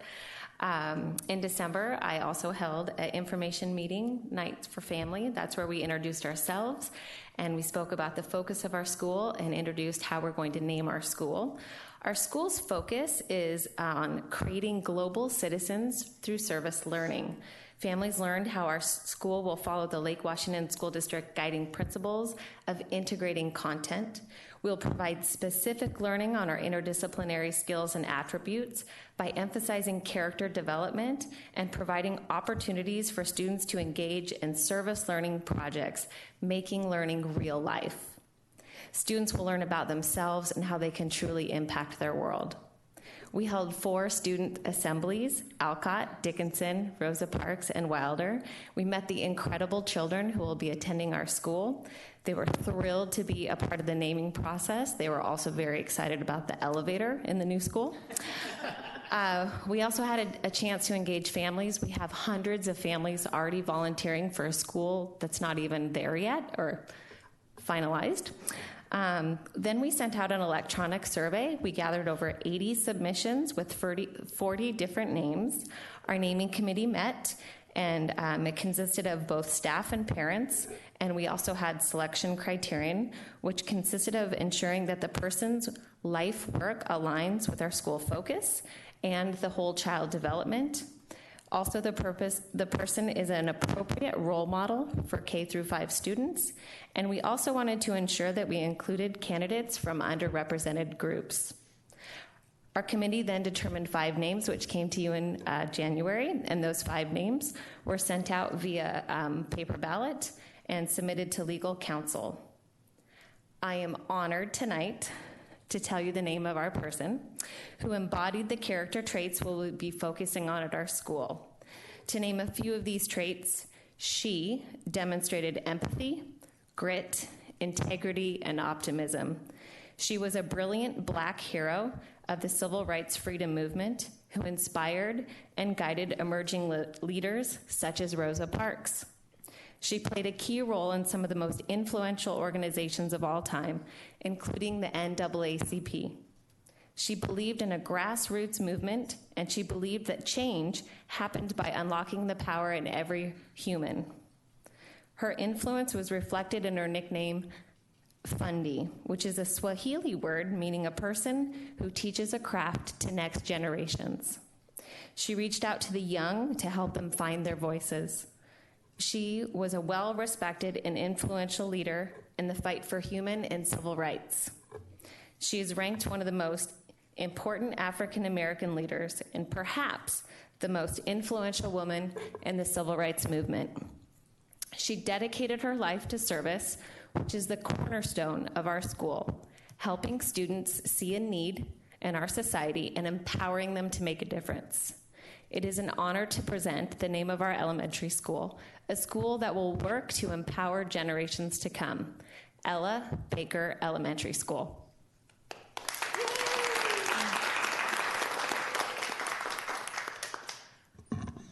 So the recommendation, which I didn't get to yet, the recommendation is the board approves the nominated name as presented. So I will now entertain a motion to approve the nominated name of Ella Baker Elementary School. So moved. Second. So it has been moved by Director LaLiberty and seconded by Director Carlson that we approve the nominated name Ella Baker as the name for the new elementary at Redmond Ridge East, site number 31. Any discussion? No? Okay. All those in favor, please signify by voting aye. Aye. Aye. All those opposed? Motion carries. Excellent. Thank you very much.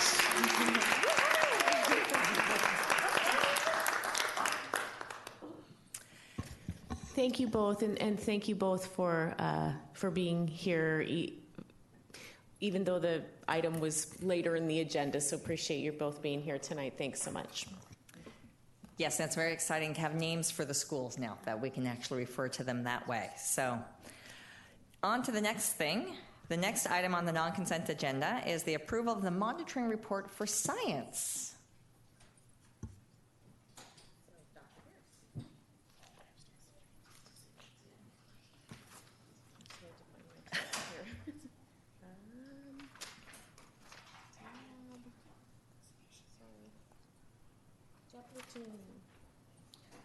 Okay, if you turn to tab 13, I'll just recap process. So at the December 4th, 2017 board meeting, we presented end result 2-3 science. And following the presentation of the report, board member comments were collected and provided back to board members. The board then has identified and documented consensus comments with respect to assertions of progress and exceptions.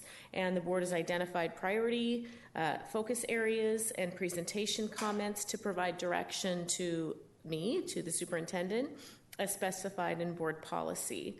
And so board policy states that the board will view CEO performance as being identical to organizational performance, and that job performance is monitored systematically against job expectations and reasonable progress toward organizational accomplishments of the board's end policies and organizational operations within the boundaries established by the board's executive limitation policies. So, following board discussion, the assertion of progress and exceptions form will be presented for approval. The board has completed that process, and so the recommendation tonight is for the board to approve the monitoring report and assertion of progress and exceptions form for ER23 science as presented. I move we accept it. Second. It has, no, I do not see that it's actually in the board packet, if that's what you're looking for. No. But they've had it. Yeah, we have it. So it has been moved by Director Sage and seconded by Director Carlson that we approve of the monitoring report and the assertion of progress and exception form for science. With that, we now open the floor for any discussion on that monitoring report. Everybody's fine with it? The priorities were good? Yeah. Okay. So all those in favor, please signify by saying aye. Aye. Aye. And all those opposed? Hearing none, motion carries. So it's glad that that is the third step of getting that through. So that's there. It's good to have, and it's been a process. So next, we will move on to the approval of the monitoring report for interdisciplinary skills and attributes.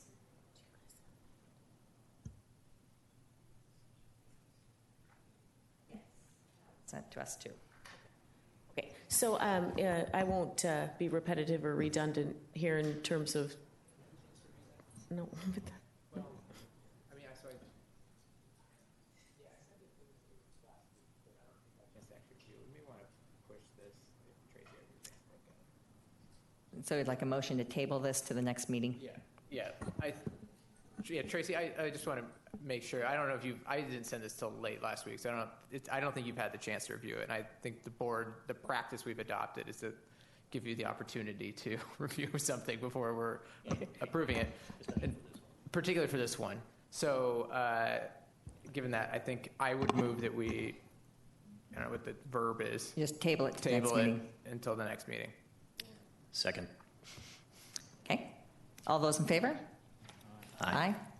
All right, so that we will move that forward to the next meeting, have the opportunity to review it, and any questions can be addressed then. And I'll, just so everyone has it, I'll forward it again to everyone right now.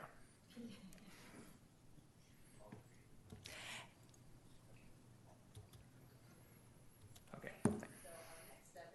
Our next item on the agenda is program reports. Just so you know, we are a half hour past our agenda. So I do want to, one program report we definitely need to do tonight. And just for your consideration, the other program reports could be moved to a future meeting agenda if, just given the late hour, if the board would like to do that. We do need to do the 2018 school start times report, though. So with that, we'll move on to that. And so Matt Montebianco and I will be co-presenting here. And I'll get us started. So we provide an update tonight on our 2018-19 school start times. So my clicker's working from here, so I'll click until I hand it over to you. So 3 things we want to ensure that the board and our community receives tonight in terms of information is we are making adjustments to our 18-19 school start times and dismissal times. And so we want to highlight that fact tonight, talk about why those times are being adjusted, and how and when specifics about particular schools will be communicated to parents. So this has been coming for a while. It has been communicated previously through surveys and information seeking in the context of 7-period day or school start time advisory. But we're now at the point of moving toward actual implementation of that for next year. It's still 5.5 months out or so, but we want to make sure that we're providing ample time for families to plan for the adjustment, and that we're really clearly communicating about the why these adjustments are being made. So why this is all connected to our mission and vision for our students is it has to do with the implementation of our 7-period day. So just to remind the board and our community, starting with the class of 2019, students are required to graduate with 24 credits. Knowing that was coming back in 2015, so this has been a many-year process, we formed a task force that included parents and staff, and they were charged with studying, analyzing, and ultimately making a recommendation for how we can expand options for students to meet the new 24-credit requirement for graduation. Matt Montebianco, Associate Superintendent, has been leading that effort, facilitating that task force and managing this process. The other part of the work for the task force was to really dig into and analyze school schedule and start time implications, specifically as it relates to high school start times. So we know that there's research and literature around adolescent sleep patterns and the time that high school starts, the early hour, and so forth. And so they were charged with also looking at should we change our high school start times, and why it's not just a high school issue is anytime you make a change in a schedule at one level, it changes the schedule at other levels because the way our transportation system works. So that's the big work that this group was charged with, and they took the first aspect of the work too. They took the first aspect of the work first. So what I mean by that is the first part of their work was to really come up with a recommendation about how we can expand opportunities for students to meet the 24-credit requirement. And ultimately, that recommendation was to create a 7-period day for our high school students. That recommendation was made in April 2017, and ever since then, we've been planning for implementing that 7-period day beginning in the fall. So I wanted to spend just a couple of minutes about why a 7-period day is needed and why it's really beneficial to our students. And so I think it's important for everyone to understand this is really about bringing back opportunities for our students that they used to have. So if you take a look at the slide that's in front of you, you see for the class of 2015, at that time, the state graduation requirement was 22 credits. Students had 24 spots to earn those 22 credits. In a 6-period day with 4 years of high school, you have 24 spots to earn your credits that are required. Within that 22 credit requirement, students had 6 electives. So there's requirements in that 22, and then 6 electives. If you go back to our policy, that students had 6 electives at that time. They also had 2 additional opportunities in their schedule, right? That's the difference between the 24 spots and the 22 credits required, 2 additional opportunities for additional exploration. They could take some more electives, look into things that they were excited about, or acceleration in terms of AP or more challenging, rigorous courses, or remediation. So in case a student didn't pass the class at some point and they needed to take another class or take a remediation class to improve their skills and so forth, they had space in their schedule to do that. So all total, if you were in the class of 2015 as a student, you had 8 total spots for electives and opportunities for acceleration, exploration, or remediation. Then when you look at the class of 2016-18, we were moving toward implementing that new 24 credit requirement, and we actually implemented an aspect of that beginning with the class of 2016. That was the world language requirement. We knew that was coming as part of the 24 credit requirement. We actually implemented that part of it a little bit early in terms of this, of when it was required by the state. So for the classes of 2016 to 18, they still had to earn 22 credits. They still had 24 spots to earn those 22 credits, but their elective offerings went down to 4. That was with the implementation of the new 2 years of world language requirement. They still had those additional 2 spots, the difference between 22 and 24, for the additional exploration, acceleration, or remediation. And if you look at their opportunities, they had then 6 total spots. So they had 4 electives, and then the 2 additional, they had 6 total spots in their schedule. When you look at the class of 2019 and beyond, in a 6-period day, this is what their opportunities look like. 24 credits are required. There are 24 opportunities to earn those 24 credits. There are 4 electives, and there are 0 opportunities for additional exploration, acceleration, or remediation.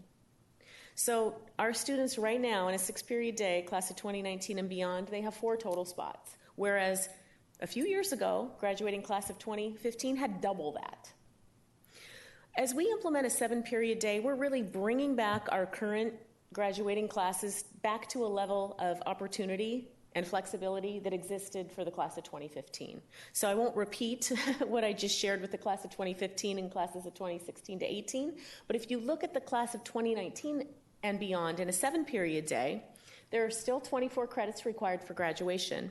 They now have 28 credit opportunities, 7 periods times 4 years.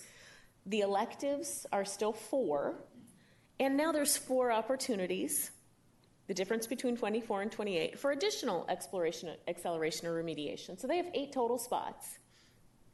That's the same amount of total spots that the class of 2015 used to have. So just wanted to highlight that for our board and for our community, because it's important to know that this is really about returning opportunity that our students used to have. So that's why we're implementing a 7-period day. I won't repeat all of this. It's essentially what I said in the previous slide, but I think it was important to kind of lay that out for people. So then the question becomes, so how does implementing a 7-period day connect to school start and dismissal times, especially at elementary and middle schools? So the recommendation from the task force was to add time to the high school day and implement a 7-period day, and add 20 minutes specifically. So we're adding the 20 minutes to the student day at the high school level, and we're intentionally adding that time at the end of the day. Wouldn't make any sense to add it to the beginning of the day and have our high school start even earlier, when part of the work that we're doing is looking at whether we need to adjust high school start times to later. So as we implement a 7-period day, the 20 minutes is going at the end of the high school day, so students still start high school at the same time they start this year. They're going to go 20 minutes longer, and now their day is including 7 periods. So start times for high school won't change next year again. It wouldn't make sense to have them go even earlier, kind of counterproductive in terms of what we might be doing later on, right? And so when we add time at the high school level, we do need to adjust start and dismissal times for our elementary and middle schools because we have a tiered transportation system. In other words, the same buses that are transporting students at the elementary level are transporting students at the middle level, are transporting students at the high school level. So you can't just make a change at one level and not have it affect the other levels.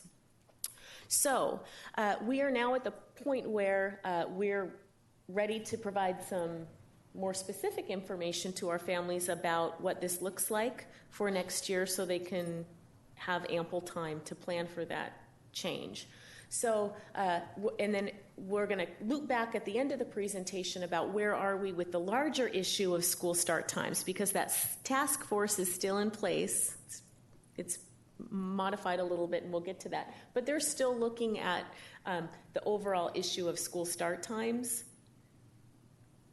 This adjustment in school start times is really about our ability to implement a 7-period day.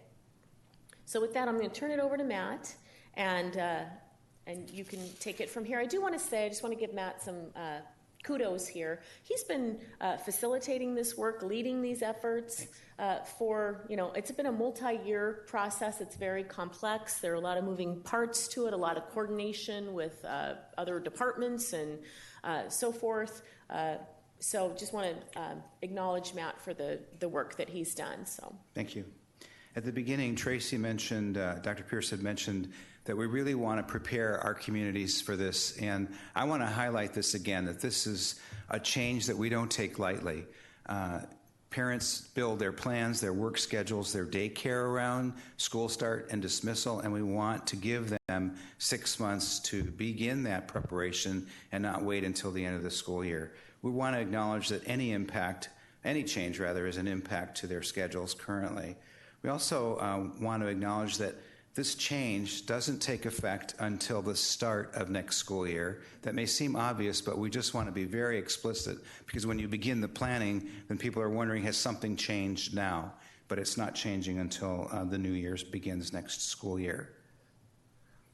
Currently, this chart shows that we've had a range of start and dismissal times, and we will continue to have a range. So you see in the second column that in our elementaries, the range of start goes between 8:30 and 9 o'clock currently, and the range of dismissal is between 3 and 3:30. We will continue to have a range of times in elementary at 18-19. It's moving and being adjusted, and so the range will be for start between 8:50 in the morning and 9:20, and dismissal will be between 3:20 and 3:50. You can see the middle school adjustment that's taking place. We currently have a range. I won't read all of those like that. I just did for elementary. I wanted to be very deliberate with elementary, so you can see the pattern and you can see the range in middle. With regard to high school, as Dr. Pierce mentioned, we're not changing the start of the high school day. We haven't put the 20 minutes at the beginning of the day, which would counter exactly what we're trying to do, which is to address those adolescent needs. So their start times are the same as we continue to do the task force work, which I'm going to mention at the end. And there's an additional 20 minutes that's been added to their day. I want to talk about the process and timeline of how are we going to be communicating this starting this week with our families. And I'll just get, if you go back one. So while we have the ranges, there's each school's specific start and dismissal time.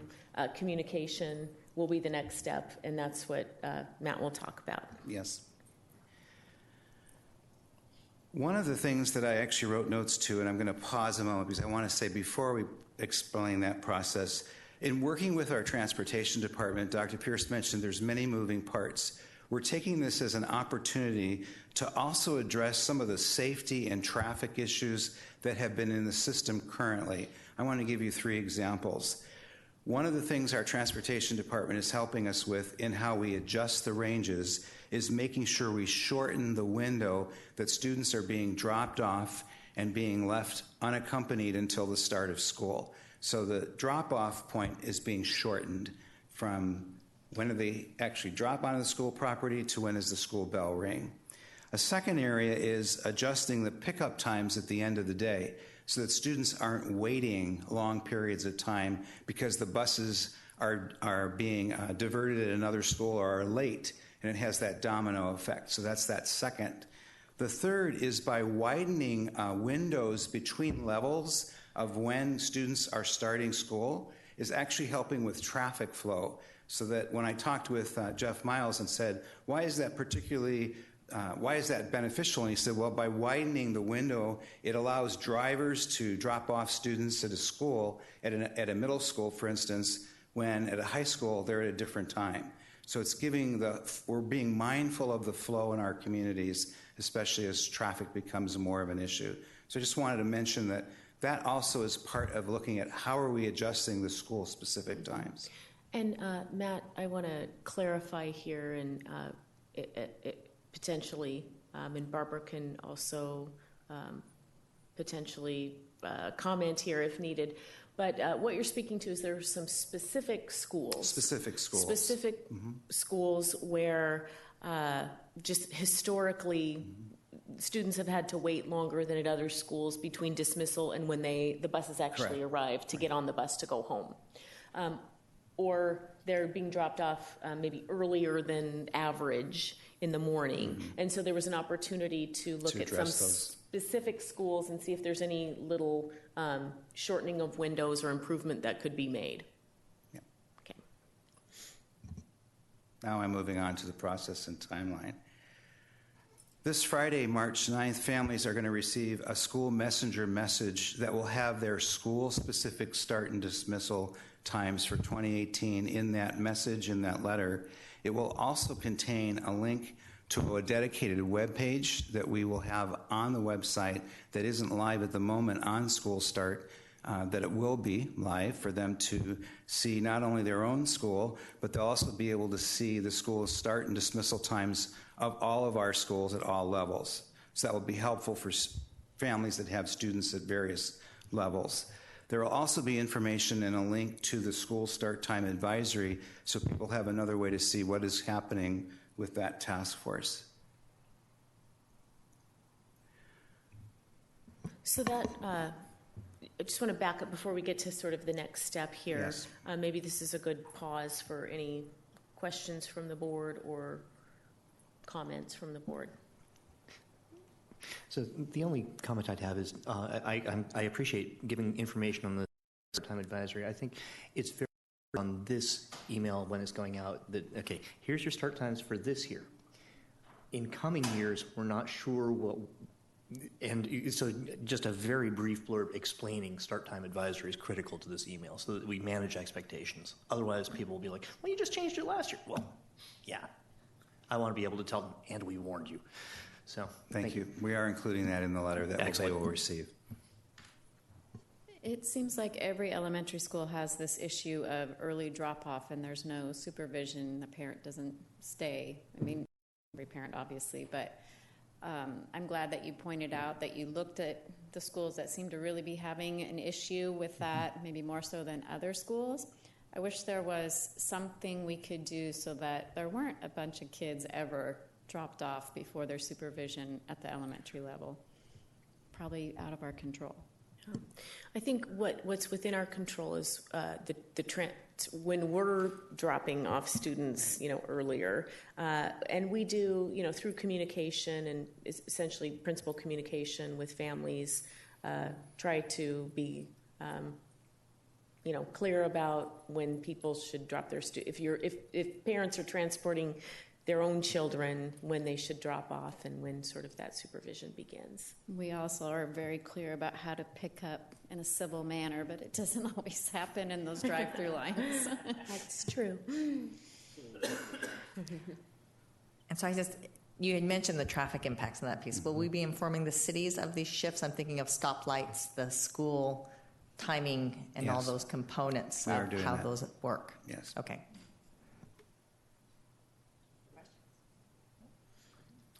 Okay, so kind of touching on what Chris said, we want to be really clear with people that the school start time advisory work is still underway, that this adjustment has to do with implementing 7-period day. This adjustment really isn't about the school start time advisory. That work's still underway. So if you go to the next slide, these are part of the things we want to make sure everyone is clear about as they're getting this information. That the school start time advisory will continue their work in the 2018-19.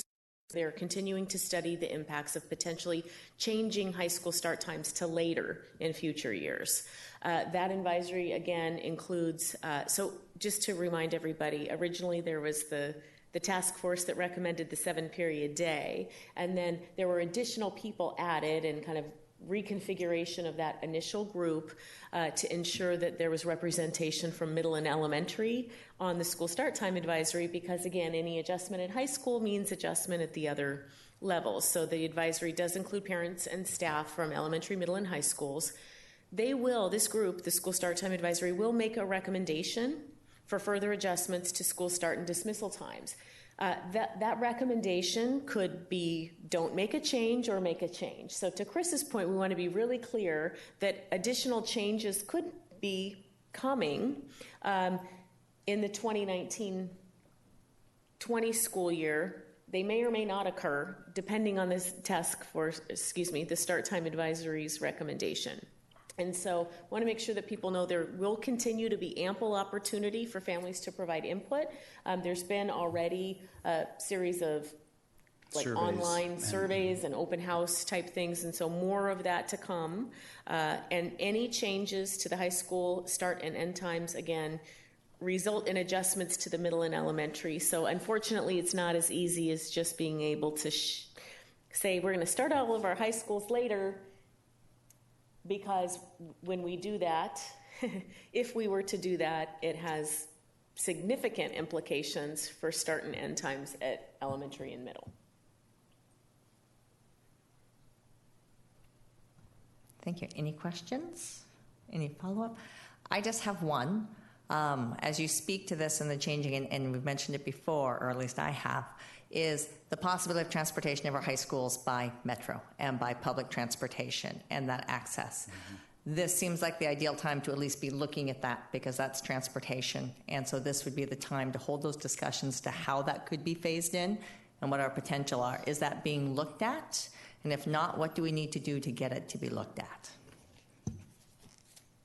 We are looking at it, and we do intend to look at it, and we'll continue to do that. We've had some initial efforts, and that's something that we're going to continue to do as part of this work that was on the previous slide. And not only are we ample opportunities for community, but also opportunities to also engage with Metro as well to see what possibilities can be done for high school.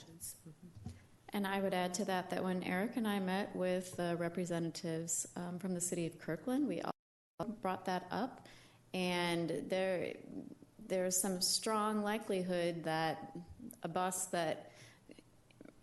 a metro bus that picks up sort of the Kamiakin area all the way to about LW Tech and then west goes all the way to the Kingsgate Park and Ride. It's about 3/4 of a mile from Juanita High School. If we could just ask Metro to do that maybe mile loop and then go back to the Park and Ride, it might actually be doable. So that's ideally what I would hope we promote, of really looking for what are those possibilities and where we can do from an equity side point for giving our kids access to be able to get to Running Start, to Want It, to all those places. This is that possibility. It starts to address the access you mentioned in special education, actually over at Kamiakin, right? If we can work better with Metro, we start creating those possibilities to our schools. There's only one Metro stop. Right. Period. So can you increase things and move things? That's the point. Area. Mm-hmm. Mm-hmm.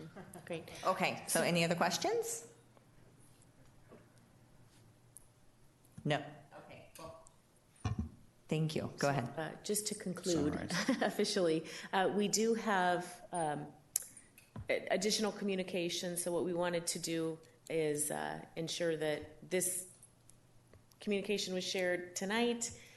We're going to have a Connections newsletter item that will be included in this week's Connections, kind of this same level of information that was shared at the board meeting this evening in that Connections newsletter item. Then, as Matt mentioned, parents will receive their school-specific information from their principal, and we'll update the web page and do a press release and those kinds of things. So we're really intentionally planning for, the district-wide communication and the school-specific building-level communication. And now I think we're officially done. All right. Thank you, Matt. Thank you. Okay, so is everybody in agreement that we move the culture and arts presentation, yes, information community technology to the next? Please. Okay, excellent. So those have been moved, and so we will now go to a legislative update. Director LaLiberty.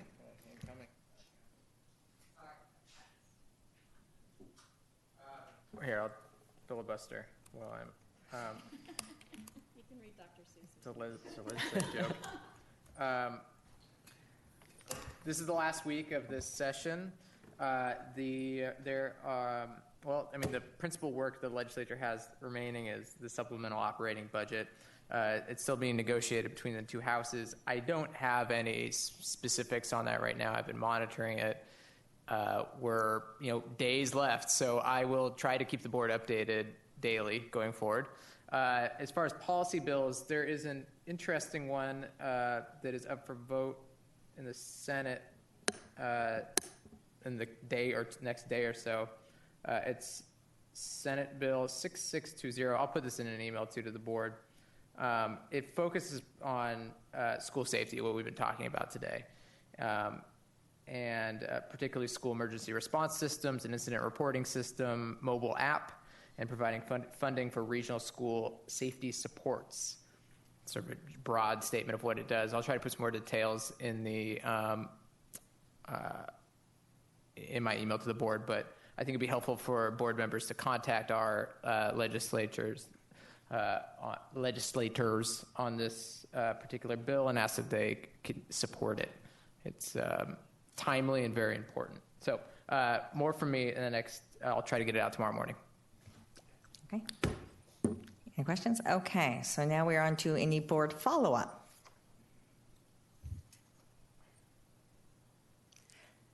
I have a little bit on the ends results and on the process of just something that I think we want to put that onto a discussion point at some point to really discuss that process through and how that occurs. It's still not quite. I think there needs to be that discussion at the end on what that summary is, and so that's sort of the key piece. So I think that's a piece we just need to talk about, and that might be good for, to the extended work session that we have and include that into there. Does that seem reasonable? Absolutely. Okay. Do you have anything else for follow-up? No. Okay.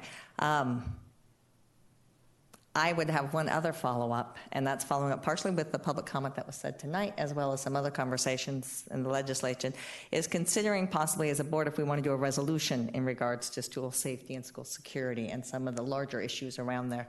As you spoke to, schools and security only have one component in the sense of we can do facility in that, but it is community in which to address that. And so speaking to sort of those larger issues, the legislative pieces that could do we want to put something out as sort of a resolution as the board, similar to what we did with the immigration dealing with students from back then. So I would say that yes, we do. I think it would be beneficial to have that very clearly stated of what we value, where we're at. But I will put that out as to whether or not we want to do that.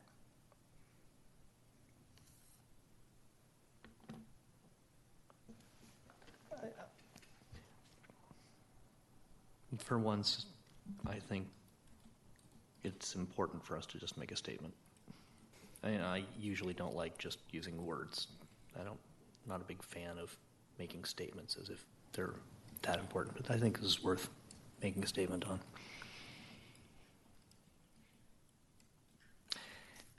Speaking of which, actually, I have another item after we finish this that's related. Yeah, I agree. When is our next regular board meeting? It'll be March 19th, and Yes. so we can ask for a draft to be put forward for us to be able to discuss and do that. That is just an early board meeting, short, typically consent only, but we are going to have to change that a little bit to do. That's okay. Okay. Would I'd that like work? That'd be great. There are several examples out already of places to draw from, knowing the city of Sammamish has also just done one, and some other locations that we've gone, Seattle School District and other places. Yep. Okay, so we'll go ahead and put that on the agenda for the future. And Chris? So with regard to, it's taken a little while for the various plans around the internet to congeal on a single date, but it seems like it's going to be March 14th, that there's some activity around walkouts. To the extent that these are an opportunity for the kids to engage in the political process. They can't vote yet, but they can sure as heck make a statement. They can learn, they can write to their legislators, they can do something. I don't know if we have a formal policy around these things.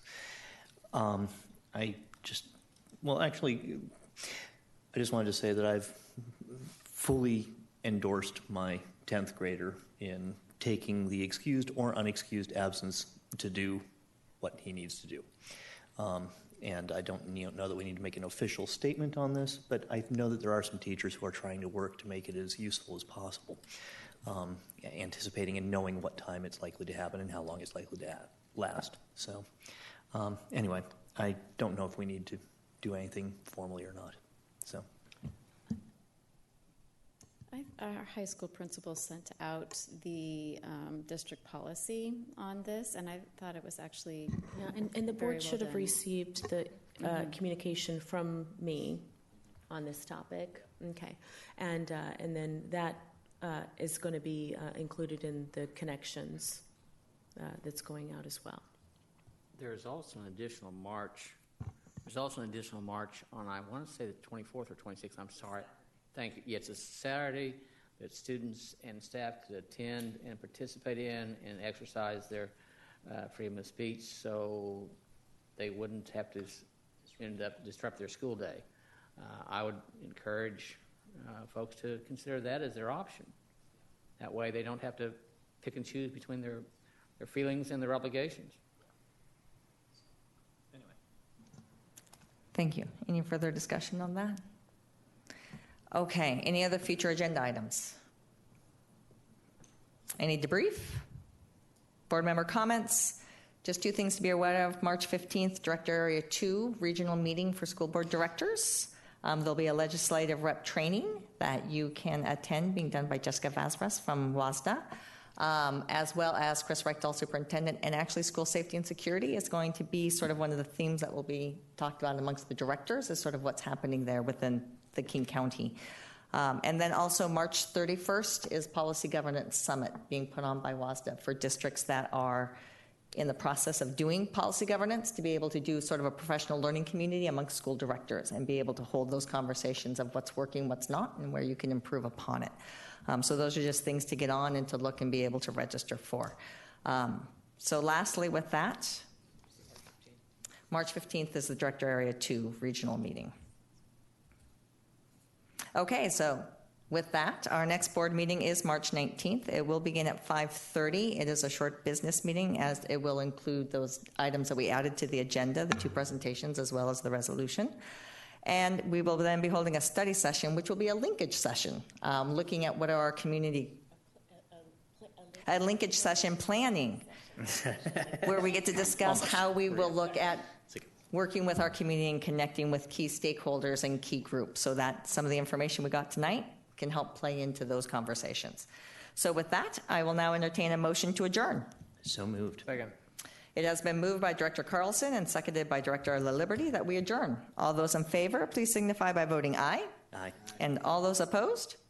Hearing none, motion carries. Meeting is adjourned.